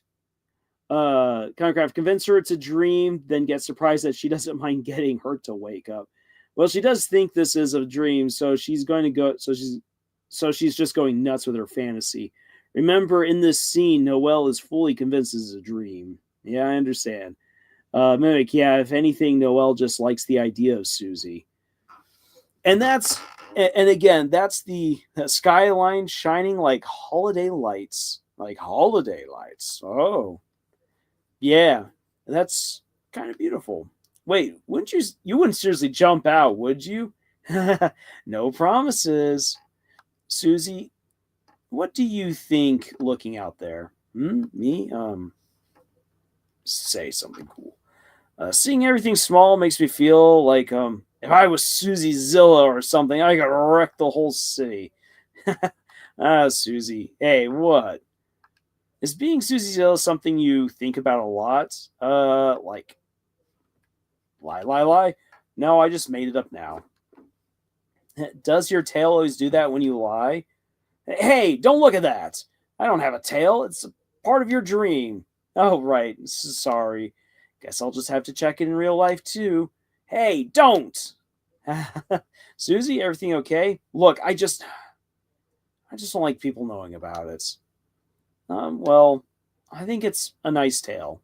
The interesting thing is, remember, if you give Susie Jevel's tail, she's like, yeah, I was thinking of growing mine out.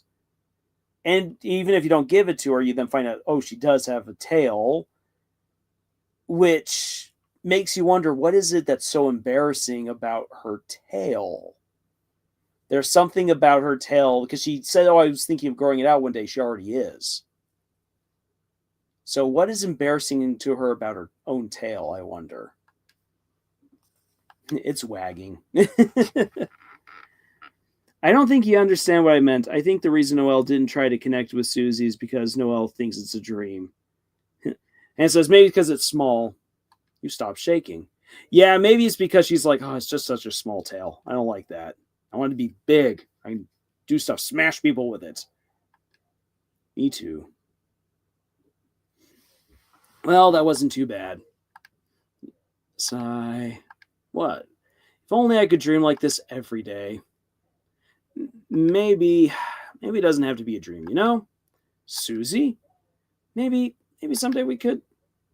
Here comes the Birdly. Noelle, my lady, the cavalry has arrived to rescue you. Oh, the good part of the dream is over. It's fine. Birdly's going to help. We're allies. Yes, don't worry, Noelle. I'm stupid now. He's good. Look, I gotta go save the day now. All right? Good luck, Susie. All right, Nugget Boy, it's up to you now. Leave it to me, my dear Susan. Yeah, whatever. May the smarts be with you. Here she goes. She left before I could. Noelle, it's hard to say this. You've done so much for me, and Noelle, I'm sorry. And Birdly, you're actually apologizing? Thank you. I understand, you know? You've always been nice to me when it's just the two of us. You just want to make a happy world for me. I'm glad you realized it sucked. Oh. Uh-huh. I mean, yes, I was, in a way, apologizing for that, but I also want to apologize for leading you on. That expression. I know you've always helped me out because, well, you had a crush on me, so... What? Oh, sorry, please, don't be embarrassed. It's understandable, but I have to tell you, I really value your friendship, okay? So I felt I had to pretend to reciprocate those feelings. What? But I don't... I never... Furthermore, I think I may have discovered someone else for me. Huh? That face that Birdly just made. Please, don't be jealous. Of Susie. And there the choking begins. What? Oh, the toxicity of it all. So that's why Geronimo! Hey, miss me? Of course not. Just kidding. That was sarcasm. I missed you. Man, we gotta work on your delivery. Anyway, let's go. Everyone is together, but the wind blows coldly. You are filled with a certain power. Save.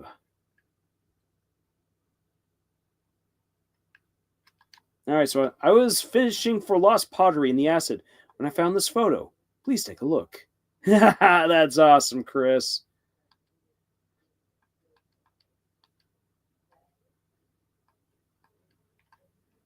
Ah, yes. Alright.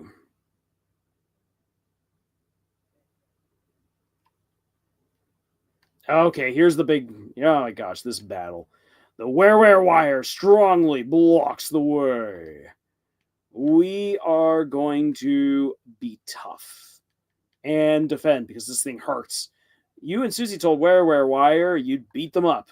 The air crackles with fighting spirit. Oof. All right. Let's see here. We are going to be tough again, and we're going to defend again. You and Susie told wire you beat them up. The air crackles with fighting spirits.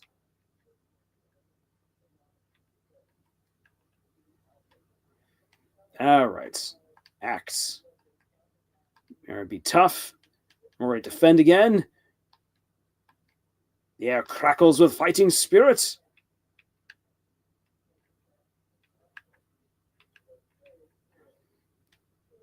Alrighty. And this time we're just going to simply be cold. We're going to defend. We're going to defend. There we are. You and wire locked eyes. The atmosphere is electric. Boogie, woogie, woogie. You can feel it. It's electric.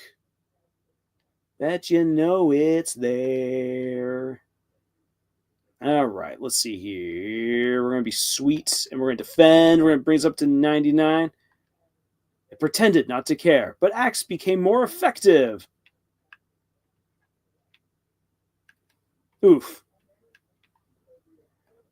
Alrighty, let's see here. We are going to be cold. We are going to do the ultimate heal on Ralsei. And we're going to defend to again build up that TP. The ultimate heal did amazing. 4 HP. Alright. Axe, we're going to be tough. We're going to defend. You and Susie told where you beat them up. The air crackles with fighting spirits. Oof.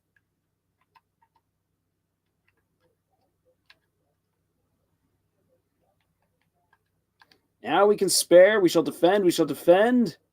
Yeah. Look at that.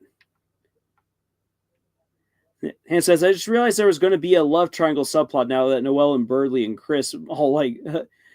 both like Susie. Yep, we have a very weird love rhombus going on now. A love rhombus.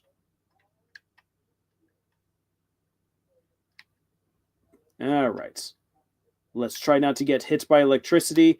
I don't know how many of you have ever been accidentally electrocuted before, but it sucks.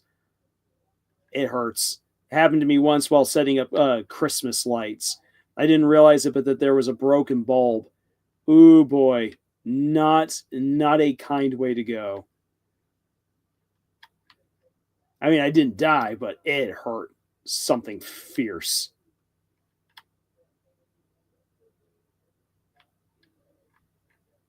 Woo-wee. Okay, any pass there. Let's see what these doors all have to offer. Ah, yes. Whoa, this statue rocks. Hey, Ralsei, can we take this to my room? That would be stealing. You stole the Susie-like statue. There are all sorts of clothes inside.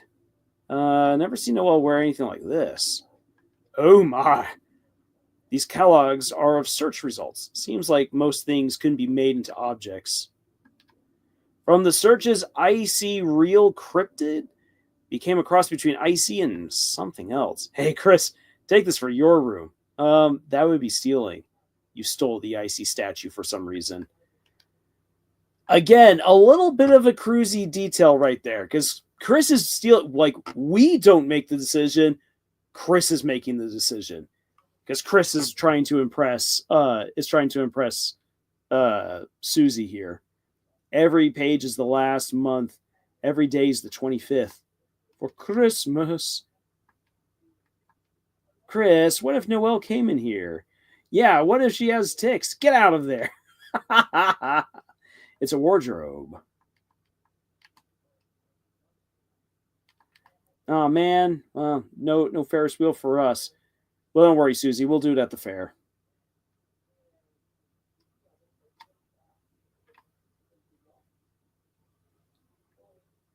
Aha.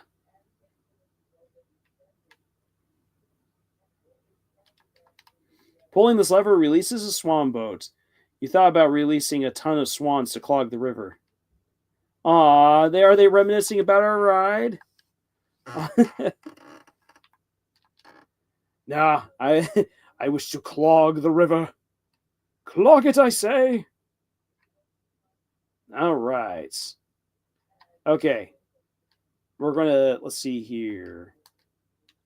Let's quickly check just to make sure that we've all got okay. So, this is horrible that I'm going to do this to Susie, but we're going to do this to Susie. Ugh, tastes good. Sorry, Susie. Okay. We are going to buy, let's see here, spaghetti woven by master coders. Does plus 30 to the entire party. Yeah, we're going to get one of these. And then we're going to load up on butt juice.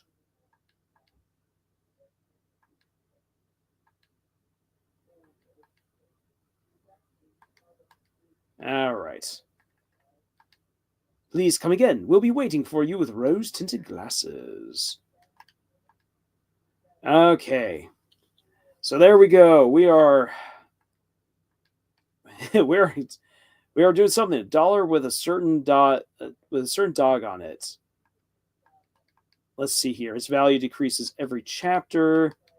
Let's head on over to here. And as far as storage goes, we're going to put the dog dollar in there. And we are going to get the next revivement. Okay. So, I think that will do it. I think that will do it for this playthrough, because we've done way more than I was initially intending, but that's all good. Man, how long is the stream? Exactly. I'm thinking, okay, we've gotten pretty far at this point. So let us. Okay. Alrighty. There we go. Hooey. So, wow, 4 hours right there. But hey! Wow, so we've got a chance to talk about the book endings. Remember, for writing your battles, you want to talk about the build-up, the setup to the fight, and the consequences. How long is the stream? The answer is yes, absolutely. So, well, thank you everyone for being here. Yes, too bad I missed most of it. It's just Concraft. Well, don't worry. This live stream will be up for everyone to check out as they so wish. It ain't coming down. Hopefully. All depends on whether or not Disney's like, oh, you showed some scenes from Amphibia. Time to take you down. Ugh. Disney didn't ever really care for Amphibia, yet they copyright slam everything that they own. Oh boy. Mimic says, thank goodness I tuned in today. Well, it's great having you here, Mimic, and it's great having everyone here as well. You guys were a blast to have on. Thank you to ISO for sharing all those details about Jedi Survivor. That was awesome. Again, makes me want to play that game later. You guys got to see me just barely, literally just barely survive. Survive going up against Spamton Neo. We had Sans, Spamton, and Muffet all in the chat at one point. Wow. What a time. What a time. So that'll do it for this live stream. We're going to be coming to the end of we're going to be coming soon to the end of everything for Deltarune as far as the Krusie playthrough. Who knows when the next chapter will come out? That'll be a fun experience. And next week I'll be let's see here. Next week I will return to do my revenge tour through the lands between in Elden Ring. Yes. But until then, it's time to get back to writing. If you guys have your own stories, it's time for you as well to get back to your own writing. And yeah, I'll be honest. I'm suddenly like, now, wow, 4 hours. I'm feeling a little bit frazzled, a little bit burnt out. But thank you guys so much for being here, for again always for your politeness, for all of your comments, for your support. It really means a lot to me and to everyone here at Camille's Harem. Thank you again so much for joining us on this incredible adventure that we call writing. Yes, Meg, it was fun, and I'm glad that you also found it hilarious. And it's, again, just really great having all of you here. So looking forward to, oh wait, real quick. Just already let you guys have a heads up. Next week's live stream is going to be on Thursday because Pi Day, which is next Friday. Woohoo! I got friends coming into town. Scott is coming into town, which is going to be great. We're going to be going to the Tucson Festival of Books and then to the Arizona Renaissance Festival together along with some other friends. So that's going to be a great time. And I'm also going to a pie party on Friday night. So that is why we will not be doing a live stream on Friday, but we instead will be bumping it up to Thursday evening. So that way we can still do the live stream, we can still have some fun, and you guys won't miss out on that for a week. So with that done, with that announcement made, I think I am caught up. So you're going to eat pies? Oh, yes. Oh, yes. And it will also be an opportunity, hopefully, for me to also get some of my dad's most fantastic apple pie. I know there's some people who don't really like apple pie, but my dad makes it amazing. It just melts in your mouth, and it's just so delicious. And also, speaking about Pie Day, wow, I'm just remembering this, and I'm prolonging the stream. If you would be so kind to support what I do here on YouTube and as an author, then please check out my book right here. I'm going to put it into I'm going to put it here into the chat. If you could check out my book, Notice Me, Send Pie. We just came out of the month of Valentine's. We've got White Day coming up on Pie Day, which is really great. This is the rom-com, the teenage rom-com that I've written. It's a quick, fun read with pie recipes. Again, if you would like to support the work that I do here, this would help me out a ton. If you checked it out, read it, gave me a review, I would love to know what other people think about Notice Me, Send Pie. The one review that I have of it is from my niece, who said she hates it because it's too accurate. She hated the fact that she read the book. She's like, oh my gosh, I know all these people in high school. Nope. She's like, I read books to get away from high school. So I don't know if that's a great condemnation or a great recommendation for the book, But if you're looking for a rom-com in your life, if you're looking for some pie recipes, if you just need a good distraction, or if you would like to support, again, the work that we do here, please check out Notice Me, Send Pie. But again, everyone, thank you so much for being here. This was a very fun stream. I honestly didn't think I was going to survive Spamton in that first round. The teacups were more brutal. So we will come around to the fight with Queen, and we'll probably wrap up Chapter 2 next time around. So with all that being said, everyone, thank you so much. I keep saying this. So have a great day, great night, great morning, wherever you are at. And until the next video, y'all, tschüss.